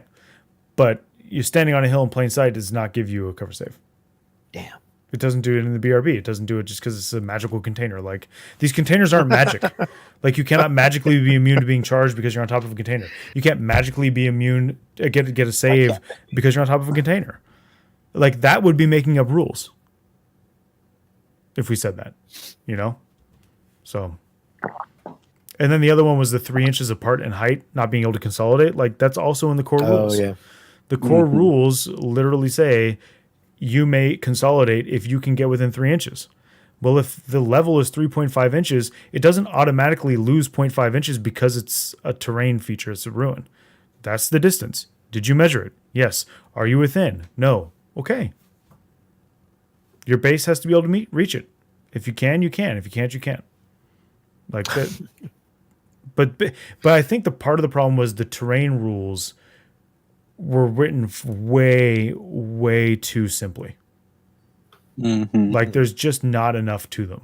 And, like, you either have to go full on simple or you have to have some type of nuance. So, I mean, I think that's kind of the basic problem. And then also, the terrain that FLG built was not built for this edition. It was built with the last edition's rules in mind. Yeah. And now it has to be done. So 197 millimeter cannon, like the magic container. you can't get your base. Chris asked if you can't get your base within an inch or something. Great. You still can't charge it. You still have to be able to make the distance. Like, it's a hill, right? But being on the crate itself does not make you unassaultable. Right. Right. There's a picture of it on the Frontline Gaming thing where they use like a dreadnought standing on top of it and the Wraith's trying to attack it. Like you can't be unassaultable simply because you're standing up there. Also, there should be laminated sheets on every like other table or every couple tables. I think the way it was described to us, which could change, but the way it was described to us was that like every 4 tables or so is going to be the same in the row, and then for every 2 tables there will be a laminated sheet with those rules. That's the current plan. Subject to change. Subject to change without notice. Yes, that is subject to change on many different factors. So, I mean, basically, guys, go out and read the general guidelines for the LVO terrain on your own. It's less than 900 words. It's 1.5 pages long. Some of those words are people's names at the end that you can skip. Don't count on having listened to somebody else tell you about it for you to know how it works. Read it, print it out, try it out. And keep the core rules right there open for ruins while you're doing it, and the FAQs, and you're going to see that nothing's made up. It's all a continuation of things that already exist being applied to terrain that already exists. But it has to be clarified because otherwise it won't work, and there will be way too many issues. Yeah. So I don't think anybody has any other questions regarding to that. So we'll move on to end of the year, last show of the year. It's been a very, I don't want to say tumultuous. It's been a busy year. It's been busy. Oh. It's felt a lot longer than it has been. I think 8th edition, that's a symptom of 8th edition. Yeah. It just seemed, it's only been a year and a half of 8th. Right. But it seems a lot longer. We don't even have all the codexes out yet. We're only missing one. Which one are we missing? Gene Stealer Cult. Oh, that's right. I forgot. Not counting Sisters of Battle because they're starting from scratch, basically. But for the current codexes, we're just missing Gene Stealer Cult. Do we think that the ITC ruins rulings skew the meta compared to ETC? They both do their own things to the meta because they each have all their own stuff. Like ETC's got its own missions and things, and it's got its own way. It that whole tournament is run in a totally different way. Yeah, it's. I think any event, because by nature they're all independent now. Yeah, all have their own unique metas, and they all do their own unique thing to the meta. I think that the ITC terrain, the FLG terrain in general, is really good for the game because it's very standard, and you can show up and know what to expect. It's readily accessible. You can buy the whole sets if you want. Whereas opposed to if you go to most other tournaments, you show up, and if they made a whole new slew of terrain, there was no way for you to try playing on it. Sorry. Like, what happens if you go to a tournament and their ruins have walls that are 1.5 inch thick foam? Now you really did create a situation where that bottom level is unassaultable to things. Without making a ruling about wobbly model syndrome and can you wobbly model yourself in a wall. But this was released ahead of time, and the terrain that you're going to play on is readily available. And if you can't buy it, the plans are readily available for free. You can make it out of cardboard. Yes. Like, I think that does it skew the meta? Of course. Every tournament with their format, with their types, with their terrain choices, with their choices in how you submit a list, with their choices in what things they arbitrarily are going to rule which way and not, skews the meta. But I think that the LVO, we do a good job of making sure that we are as upfront with it as possible with enough time that you're aware of it, if you choose to be. Yeah. Speaking of which, before we move on to the next topic, or what we back up to this one, right. A couple of reminders in regards. Now, John is going to have his yearly LVO video reminder. The public service announcement from the judges. Yeah. But just to reiterate or to get the ball rolling on that, just a reminder that lists are due January 8th. Yes. And that is also the cutoff for any rules or codex. I believe rules, but I know for codexes, which is we're only worried about one. But I think rules also. So anything after that, we may we'll have to double check with Reese, but I'm pretty sure he stated that the 8th is the cutoff for basically everything. Yeah, the 8th is the cutoff. You submit your lists, and that's the cutoff for any rules. Anything comes out after that is not going to be used.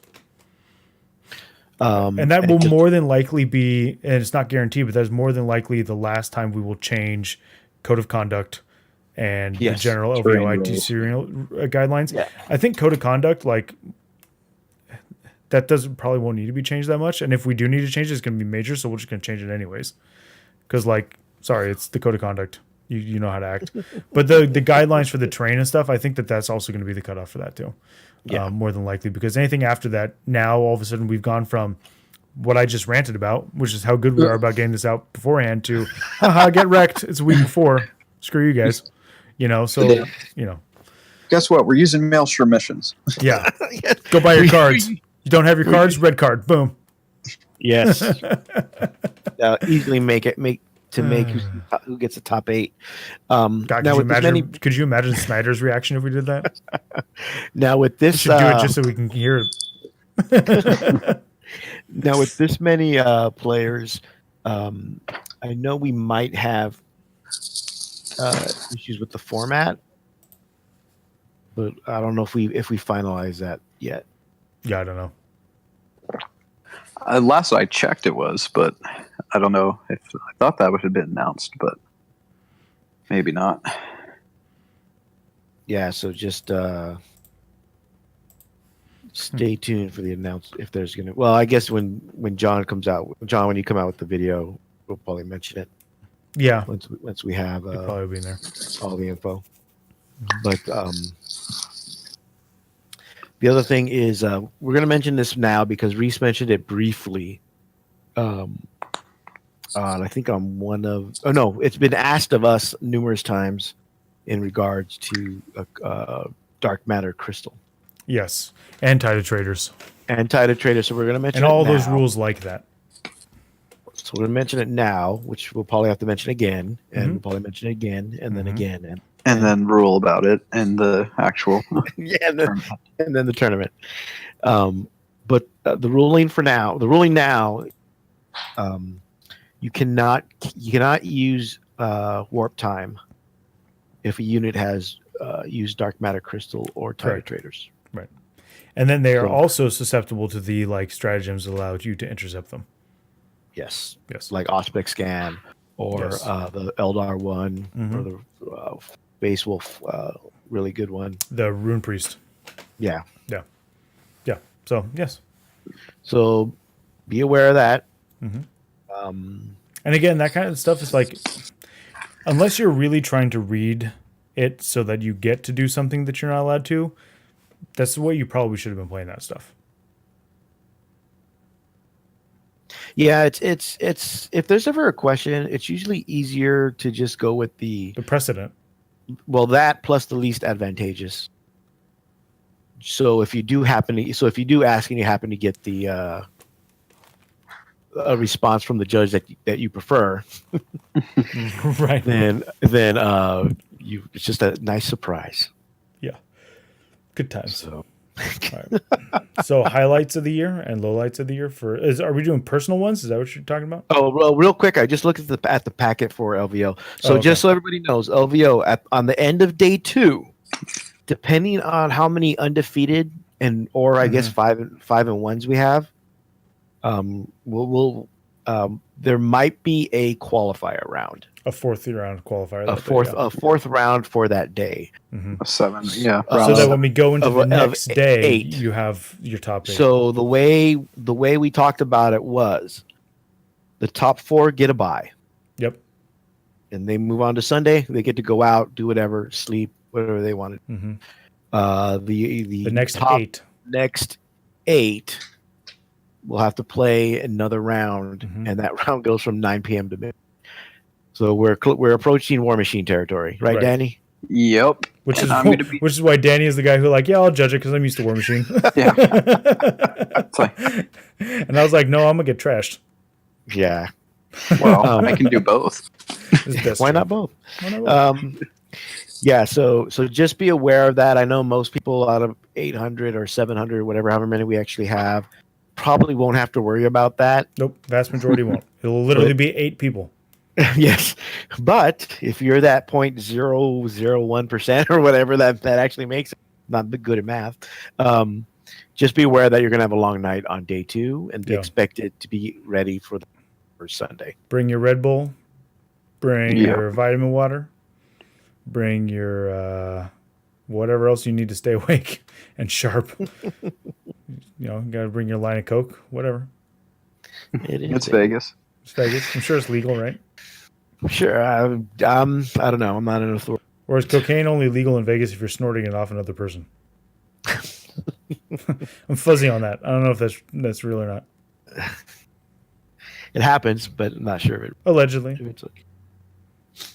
I'm just saying it happens. I'm not saying who it happens with.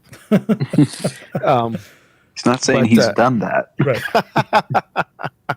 He's also not denying he's been in the room when it's happened. Let's get that out of the way right now. I did used to work in Hollywood, so things happen. Yikes. Okay. So yes, the highlights or lowlights, depending on what you guys. Yeah, I was just thinking just things that stuck out with you over the course of the year. Yeah. Okay. Not necessarily good or bad, like whether it was LVO last year that happened with the Tony thing. Okay. But I don't know if there's anything. I mean, for general 40K, I think the low light for me in general was the Necron Codex being so bad. Yeah. Because I really wanted to play Necrons. Yeah, I know. You actually bought the army. I did. I mean, sitting over there in a plastic case, unused. You know it's a testament to the fact that I really want that army to work is? You haven't sold it yet? I haven't sold it yet. It's still there. Well, you couldn't find anyone to buy it anyway. Oh, I could put it on eBay and somebody would buy it. No You problem. probably could. I wouldn't get probably what I would expect for it, but whatever. Listen, the local store ordered every one of those Battle Force $150 boxes. Yeah. And I made fun because I said, you're not going to sell the Necron. But 2 seconds later, someone bought the Necron one.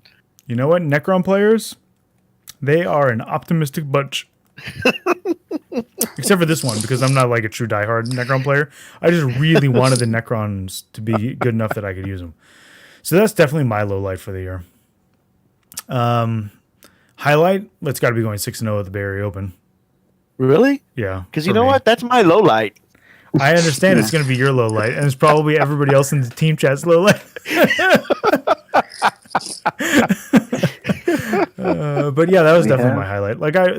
And being able to do it with nights, and it was a highlight because I really prepared for that properly. It's one of the few times I've gone to the Bay Area Open. A lot of games. Yeah. Properly prepared, not changing my list at the last second. Yes. I punted tonight's early on, and I just tried it. So that's definitely my highlight. Yeah, that was my low light and highlight. Necrons sucking and doing well with knights. Danny? Low light is probably not getting able to play as much as I was hoping this year. I just didn't get a chance. It just never seemed to work out often enough to be able to get to league night and tourney nights, as often as I wanted to. So that kind of a downer because was going to try and play more this year. At least you made it to Hammer of Wrath. I did. Was a top Tyranid player. Nice. It's still not the 50%. Still not the top 50%. You finished best in something. Yeah, and your best in something isn't really even a consolation prize because you were literally the best in it. Yeah, so it's not the participation trophy. Let's see, highlight. Maybe it's kind of mean, but I think just because it fills me with joy, just for how funny it is the whatever the Adepticon or whatever tournament was. Maybe it was Nova of the turtle, the turtle Rough Riders. Oh, that was ATC. ATC. It's ATC. The Turtle Actually, Rough Riders are your highlight. the fuck kind of person are you? It was just Someone who enjoys his job of judging, because that's one of my highlights. Yeah. Jesus, I mean, part man. of it is it really did spur. I mean, I Did feel John like Cook pay you to say this? No. I can imagine John Cook paying somebody to say something on the internet. No, I mean, I think it's just because it really, I feel like that moment helped galvanize the idea of just like, if you're going to do counts as and conversions, you need to put effort in. They need to be good. You can't just kind of, derp your way through whatever's the cheapest, easiest way you think it is to get the models you want. You actually have to invest in this. As much as this is a competitive game, it's a hobby, right? And you have to invest into it.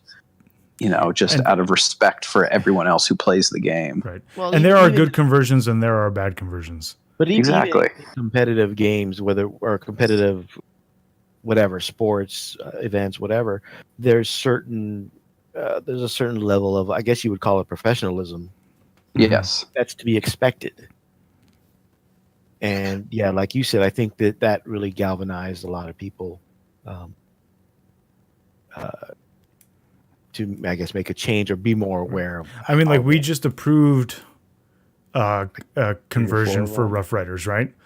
And as the LVO team. And okay, I'll be upfront. I didn't want to approve it because I don't like those types of conversions, period. However, these were definitely better than Guardsmen riding on turtles. Yep.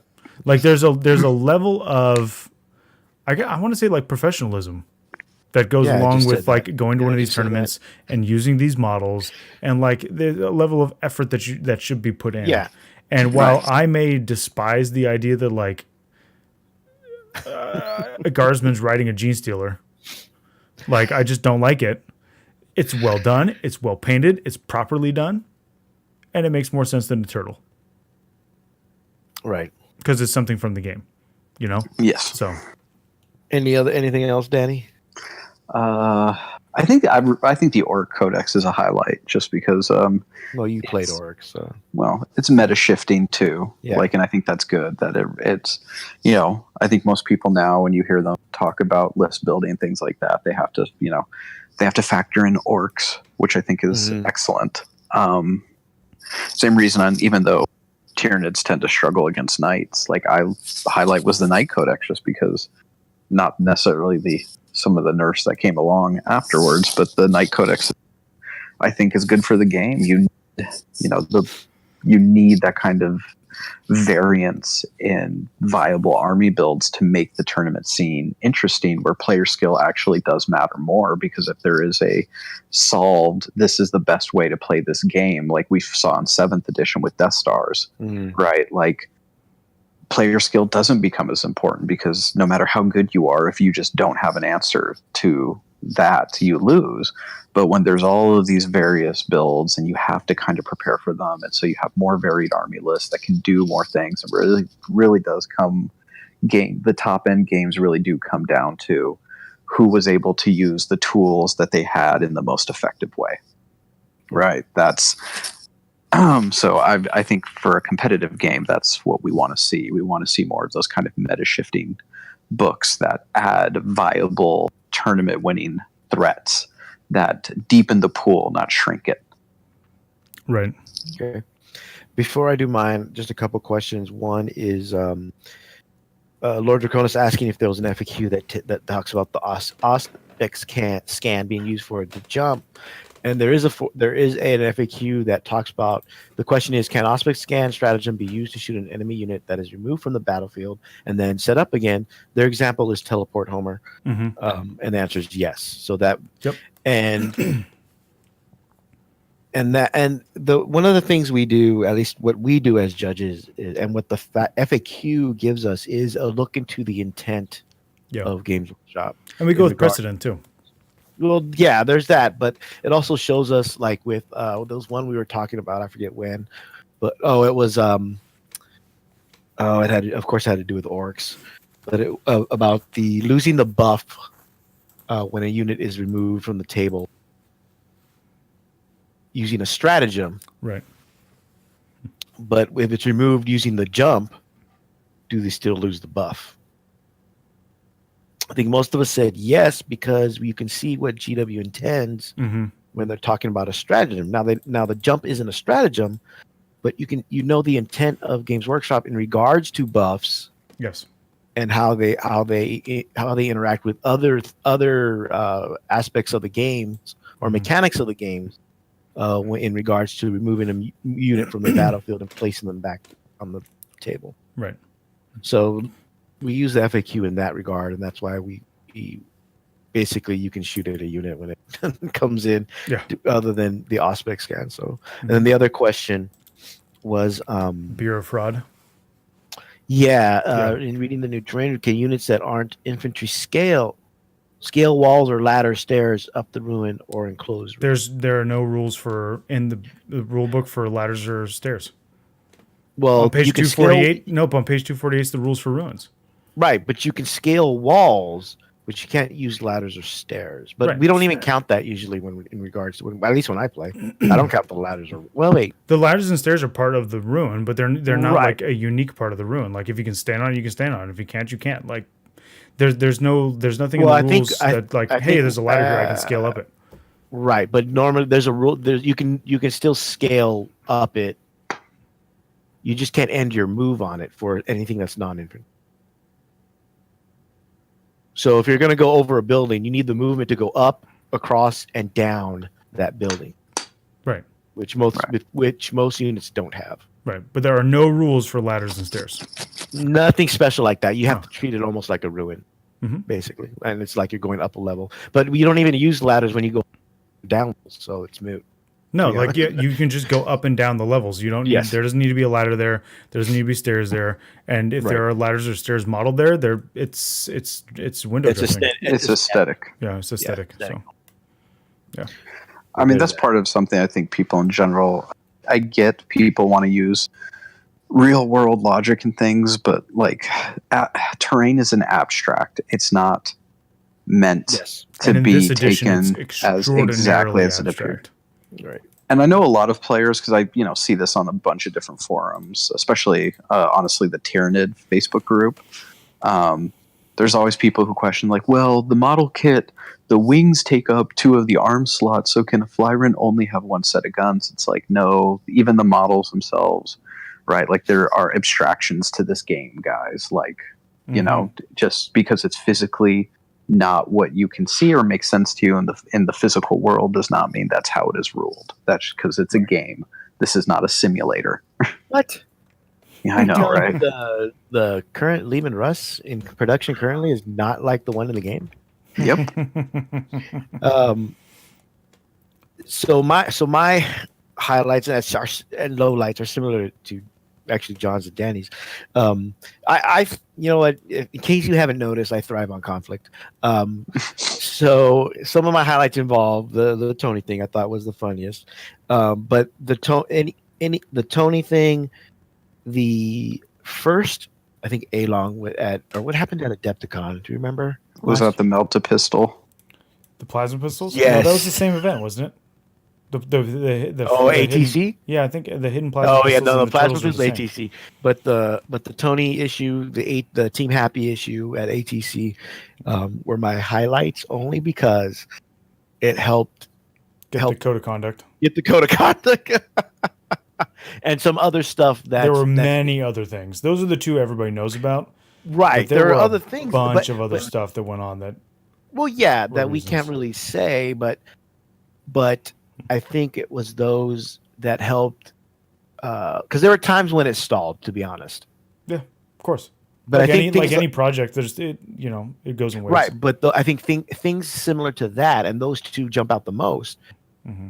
I think the Tony thing was actually the initial impetus for it. Yeah.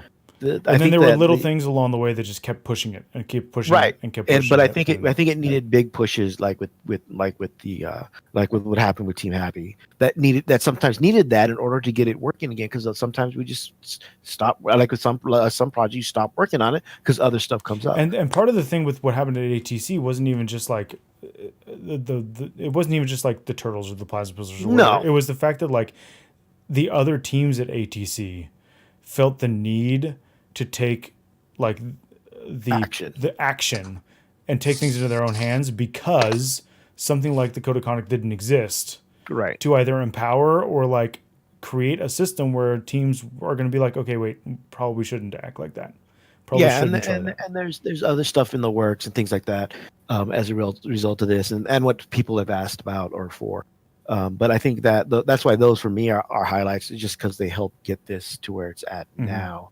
The other highlight for me was the Night Codex, because nights are basically, because I did take a break between the end of fifth, end of fourth, right?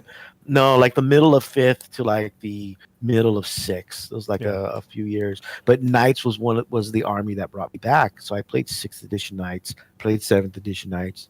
In 8th edition, I was very bummed out at Knights because I played Epic. So Knights and Epic, I had Knights, Titans, whatever. And so seeing Knights on the table was really exciting for me. And I was glad that the Knights got what they got in the Codex, and the same way Danny's happy about the way the Orc Codex came out, because that's one of his first armies, Knights for me, because I like stompy robots. Was probably my other big highlight for the year. But again, it's also the low light because John went 6-0 to tournament. So yeah, not just any tournament, a major, not one of the biggest, the Bay Area Open. Another 2 months. Got us the team's highest score of the year so far. Also, wait, was it this year that we started calling John the well-known 40K judge in the world? Yes. We did not start calling me that. Yes. We did not. And that was prior to last LVO, right? I'm assuming you're using the royal we. When John when John demanded we suddenly start using this. Oh yeah, I demanded that. Yeah. You did. Yeah. I have the screenshots. I know. Yeah, I love. Yeah, sure you do. I love all of those. I love all those extra PMs I get on Facebook about rules than you guys do, because I'm more well known. That's great. Oh my god, too funny. I think that's a highlight too. God, I hate you so much. And he's only making the highlights sweeter. We're gonna start next year's podcast with you banned from my house. No new leaf in the new year. Speaking of the new year, I don't do resolutions. I'm already perfect. Jesus. Okay. Wow. Feel free to remind him of this when you see him at the LVO. Christ. Or the next time he plays at a tournament. I know, right? Well, I said, don't remind me at LVO because I'll be judging, so you know. No, that's the perfect time to remind you, right when you're making a call. Is that where Tom's odd flex but okay meme comes in? Mm-hmm. We're not doing resolutions, but just any plans for the new year. I know there's a project I'm working on that should come to fruition early in next year that I'm kind of hoping works out, because I've put a lot of work into it. I mean, not by myself, but you guys have helped and some other, but hopefully that comes to fruition fairly soon. But other than that, I think for me, I went to Nova this past year. I wouldn't mind going again. It was actually a lot of fun. I suggest anyone go at least once if you ever have a chance. I'm not going to make Adepticon. I'm hoping to travel more. So I'm looking at some of the smaller ones, depending on my work. I'm not interested in Adepticon at all until they guarantee that they're changing their terrain. You laugh. I'm not joking. I know you're not joking. That's why I laugh. Not interested. Your anger amuses me. I told you I feed on I feed on Conflict. yes. It's not conflict. This is straight up fact. Like until they decide that they're going to change their terrain, It's a I'm one-sided not interested at all. Which I'm sure they totally care about too. I'm sure nobody from Adepticon is listening to this. I'm sure it's never going to get to them, and they'll never know, fine. and it doesn't matter. But I'm just personally stating that for myself. That's fine. Yeah, no, I get it. And I get it. I see there. I want to go just to go. You know, if I were to go, I probably wouldn't. I don't know if I'd play in 40K event. May just want to hang out. Yeah, I mean, because I probably, or do you have more plans for the year you want to discuss? No, the other plan is just to travel more. To if I don't go to Nova again, then just to go to like one or two more places. Not because, like I said, depends how the work situation goes. Because I could be limited in like vacation time and things like that. Sure. But I think that's about it. I don't really have plans for armies. I'm actually not building any armies right now. Not any 40K armies. There's a Japanese Navy, World War II Navy that I'm building. Of course there is. And then and then I have some Napoleonics on their way, some Prussians. So. Of course. At least you chose the right side. I chose them because their main color is black and it's easy to paint. I play Black Legion, Death Watch, and Prussians. There's a theme. No, I've always been fascinated. As long as you name one of them after me, we're fine. I've always been fascinated by just the Prussian state in general, and that. Yeah, me too. Absolutely, it's interesting. So, and then hopefully earlier this year, John, they'll have that World War I naval. Soon. Sweet. So we'll see, but just more or less being more involved. I've come to terms with. I enjoy playing the game, but I think I enjoy running events more. Play at this point. Okay. It stems because I enjoy like when people come to visit from out of state that I know. Mm-hmm. I enjoy showing them around, things like that, right. Taking them to places like Universal or Disneyland, places where I know, like the thing with the shark at Universal with Jaws. I know it's going to happen. Huh? The studio tour. There's parts that I know it happens, so it doesn't like affect me. But when I see people get affected by it for the first time, because I work there, right? It's I don't know. I feel a lot happier doing that at times. So that's why. Okay. Scaring people, I guess. But I'm currently finding more enjoyment running events, which we'll talk about a little later, which for the plans. But I enjoy doing that more right now. I mean, I still build armies or whatever. I'm still building armies. That's not going to stop. I don't think ever. But I think my focus has shifted more to the organization and administrating the aspect of the game right now, which probably works out for what might be coming down the pipe. But that's it for me for now. John? Yeah, so I probably can't go to the Bay Area Open now that it's changed dates because they changed it to Memorial Day weekend. Yeah, Memorial Day weekend. And that's just it's just hard for me to get off work when I'm not the person giving myself the time off like I am in summer. We have that permission. Yeah. So it probably won't work because that's still the same school year.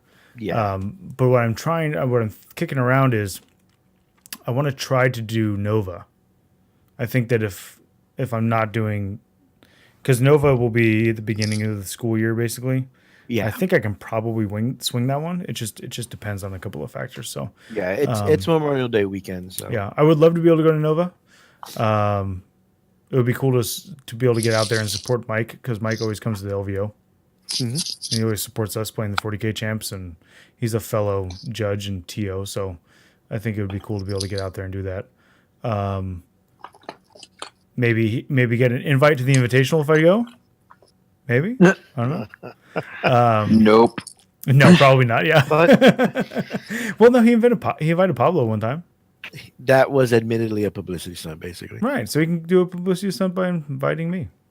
The most famous publicity stunt. The most well-known judge. Sure. Okay. I mean, hey, if having that stupid ass title from you guys, From in us, a sarcastic you. in a sarcastic way. You give that to me in a sarcastic manner and throw it in my face all the time in a sarcastic manner.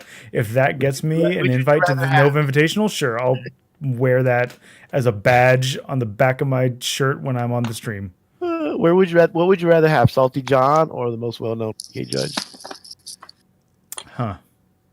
I mean, you have both. I mean, Can't I get neither? Can I just like unearn them? What more somehow? could you ask for? Nope.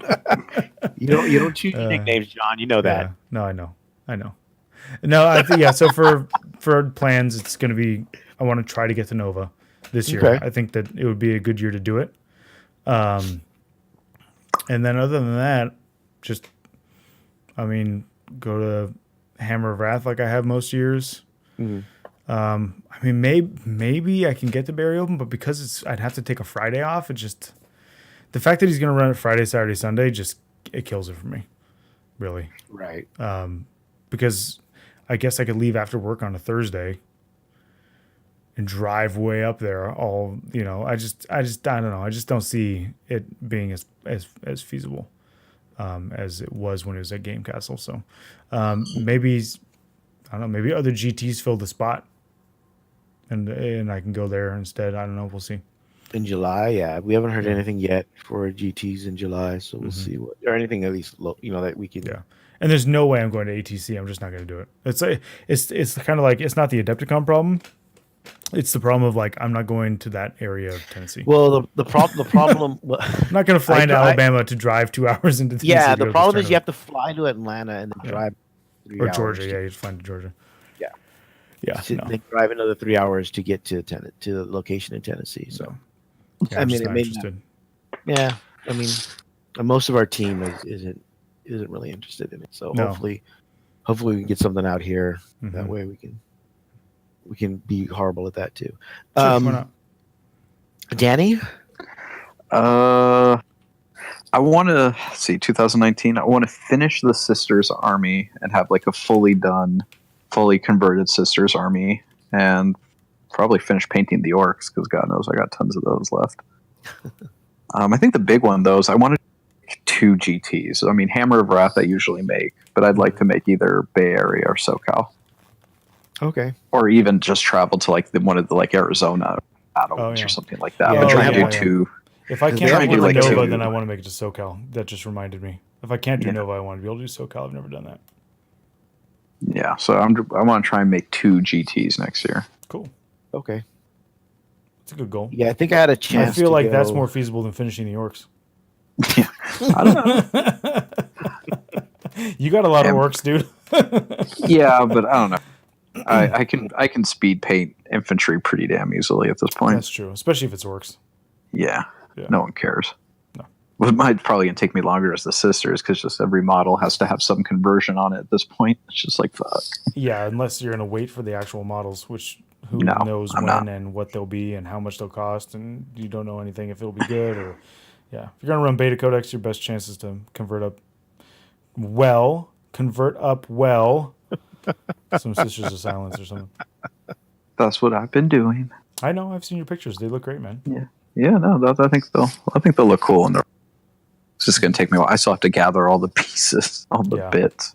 The backpacks, really like I was saying, like the standard Space Marine backpacks are going to be the hardest, I think. It used to be easy to find those because the backpacks used to come with every assault squad, and every Devastator squad had just the regular sprues. So they had they each had 5 extra backpacks. So there used to be backpacks all over the place. But now that they've cut that extra stuff out, you just don't get as many extra backpacks anymore. Yeah, I'm just going to have to do a Forge World order and get a bunch of the random upgrade packs that have them. So Beer of Hrog says there's 2 new Dice Hammer GTs in Orange County he's going to hit both of them next year. Yeah, there's one in March and one in September. But the September one, we don't know if it's going to be a single or a team event. Yeah, I'm trying to get to the one in March. I put it on my calendar. Did I sign up? I know I have it on there. I can't remember if I paid or not. I know I didn't do that step yet because it's Christmas. Yeah, I may have to do it after I get paid. Yeah, it's not till after Christmas. I have to do it when I get back from Hawaii. Oh, assuming I have any money left after I go to Hawaii.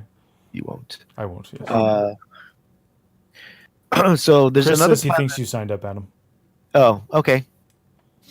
I mean, I could have. I mean, I know I signed up for Baby AO, but that was back in like September or something like that. So I Nice. forgot. And I don't use a calendar. Calendar's in my head. And then, Yeah, this is actually the first year I didn't buy a ticket to Bay Area Open. Like I've bought them every year. I haven't gone every year, but I've always bought one. And then the two that I missed, I ended up, I didn't get the refund, but I transferred them to other people. But right. yeah, it's the first year I didn't. Yeah. So one of the things, speaking of the new year, and speaking about organizing, which I talked about, if anybody that knows that there's our local store has an event every year called Hammer. You're cutting out. You should say that again. Oh, I said every year our for the last, I think it's been 4 years now, our stores had an event called Hammer Wrath Grand Tournament for 40K only, and we get a good number of people. But these past couple years have been kind of, I guess I don't want to say subpar, but they haven't been what we expect them to be. Let's put it that way. There's been major room for improvement, and then the improvements haven't happened. So yeah, so we decided, and I asked Danny and John to help out, and I guess Tom. Yeah. Wait, what am I supposed to do? Help Stand before there and the look tournament, pretty. not help during the tournament. Yeah. So basically what I'm saying is that the show is basically the Hammer Grand Tournament, which is 40K GT. It's run in August. This year, I believe it is the 9th to the 11th, isn't it? I put 9th because that's a Friday, because we might run a Friday event, like a night joust or something. Okay. But, Ooh, that'd be fun. So, and the reason I did is because I know John and I and Danny and a few other people have experience running events, and we plan on making it more up to what we've attended. Because I've been a number of events outside of Frontline Gaming. I know John has also, and I see, and there's possibility with the store to run a similar event in terms of quality And size. Because it can hold at least 64 people. So if you go to Facebook, just look up Hammer Wrath. I'll have a link in the show notes. Check it out. It's still in its nascent stage. Once we have the new year, we'll have a bit more time. Well, I don't know how. Probably after LVO, we'll have a bit more time to actually spruce it up. Signups won't be probably till after LVO, and then all the information will be on the Facebook page, and then we'll also have a website that accompanies it. And again, it's the second weekend in August. It replaces the normal art store does. So so if you're planning on if you're going to be in the LA Pasadena area that weekend to do, then give us a look. See if you want to come out, meet John, the salty one, and call him Salty John and watch him. Say hi. Be nice. He's actually nice. I'm nice on the internet sometimes. Oh my god. I'm nice on the internet as long as you're not being a dick. Which is, everybody on the internet. So yeah, we're right. So basically, no. I put it up on the screen. I put okay. It's got August 9th through the 11th, 2019. Yeah. So, yep. Yeah. So look for it more if you're ever going to come down. 64. Yeah, we can fit 32 tables in there. Yeah. In the store itself. So just keep an eye out. With more information as we get close, especially after LVO. Right now, I just did the announcement just because it's part of our plans for the new year. I know we're planning as a show.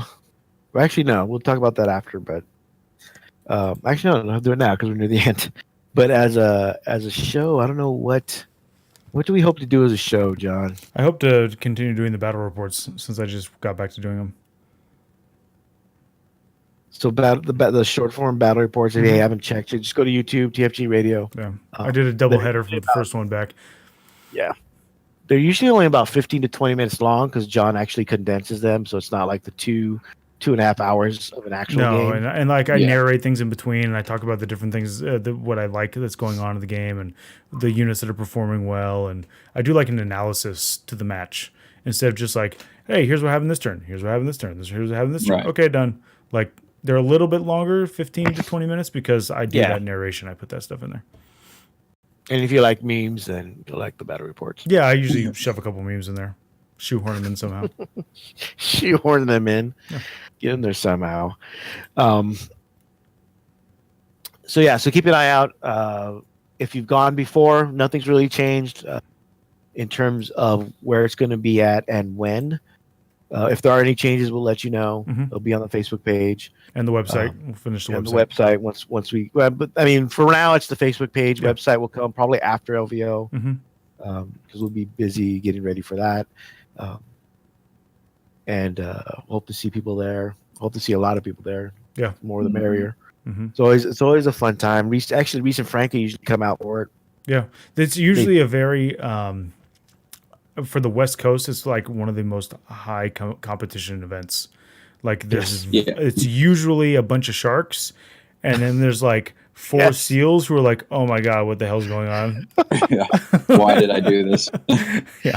Yes, that was evident from the very first. Yes. So and although John and Danny are helping, they'll actually be able to play. I usually I just help organize and get the word out, and then I just help run it with help set tables, manager. Yeah, help build terrain and stuff like that. So yeah, it'll be fine. We don't want to be the LGT of the West Coast. No turning it around. We don't want to be the Adepticon of California. Well, there is a lot of 5th edition terrain at the. Yeah, but it's not Planet Bowling Ball 5th edition terrain. So, you know who we should get to come out to Hammer of Wrath? Who? John Cook. Oh, that'd be great. I want to hear those stories. If we could get John Cook and Mike Brandt, that would be great. No, Mike Brandt's not going to come to our event. I'm just saying it'd be great. Why not? Okay, if we could get those 2 guys, it'd be great. We'll make him that pitch at LVL, sure. Okay. You can make him that pitch. I don't think he likes me that much. Well, you can make him that pitch when you're asking for an invitation. I'm not going to ask. If I get one, I get one. If I register for Nova, and he sends me an invitation to the invitational group, I'm not going to be like some people and be like, "Where's my invitation to the invitational?" I'll cover your event on my web. I'll cover your event on my website if you give me an invitation. I'll come to your event and cover it on my website if I'm allowed into the invitational. No one would ever really do that. Sure. No one's that conceited. I didn't see Blood of Kittens there, so I don't know who you're talking about. I'm not talking about Nick. I'm not talking about Blood of Kittens. I'm talking about somebody else. Oh, okay. Oh my god. I hope that guy's listening, because I know he listens sometimes. I know. Well, I don't think he has the self-awareness. He's probably spiking his pencil into the desk right now because of that bit. But I'm sure it's fine.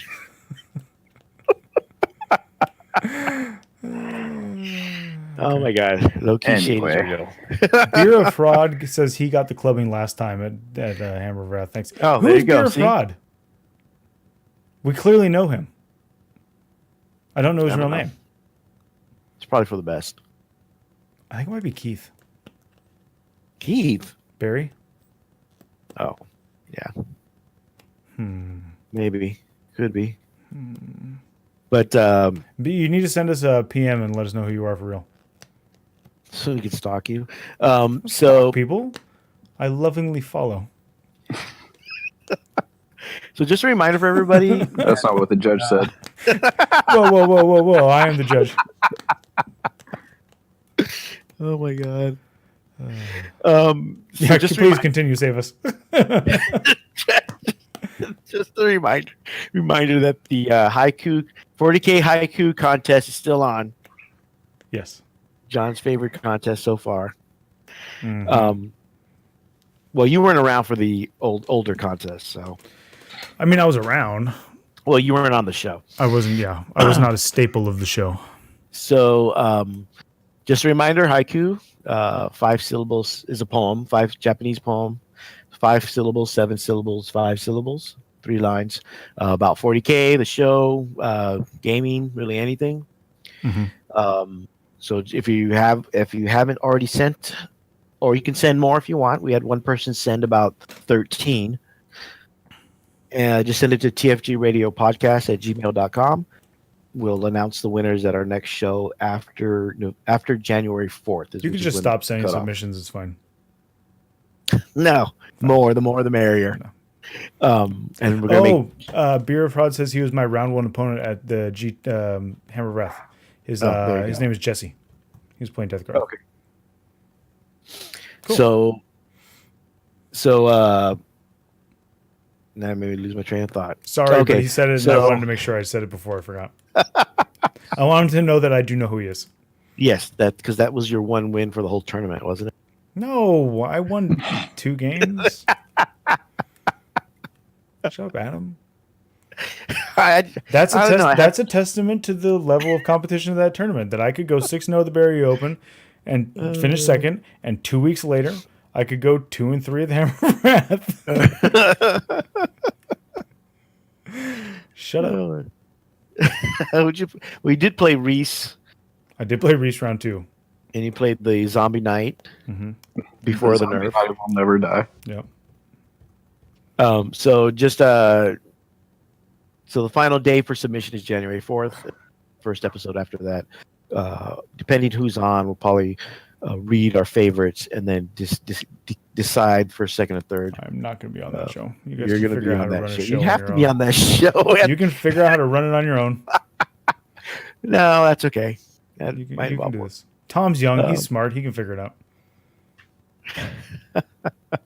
So just a reminder. I have a link in the show notes. Just a reminder of where to send it. I believe that is it. Yeah. That's it for the year. Merry Christmas, everybody. Happy holidays. Hanukkah already passed. Yeah. Kwanzaa's coming up. Sure. And Festivus. Did you celebrate Festivus? No. Is that the thing with the Krampus? No. Oh. Krampus is a different thing, but Festivus is from Seinfeld. I hated Seinfeld. What? Seinfeld's the worst. Stupid show. God, this explains a lot about you now. This show's dumb. Friends is the stupidest show. You know what? I was not a fan of that one either. So you know what the problem is? I'm just not a fan of laughing. That's true. Just just not. It's not funny. You're not funny. Any other? Seinfeld's not funny. Jerry Seinfeld's not funny. Yeah, I'm just gonna pretend you never said that. Anyway, wrap up the show. Yeah, Danny has to go to bed so he can wake up in 2 hours. Oh damn! Any final thoughts, Danny? Play games. Play games, John. Have a nice Christmas. Again, have a nice Christmas. Happy New Year, everybody. Please read the code of conduct, or at least tell me you read it if I come up to you and have to card you. Yeah, that's my final thought. Read the code of conduct. Read the terrain rules. They're really not that long. Yeah. And with that, good night and have a pleasant tomorrow.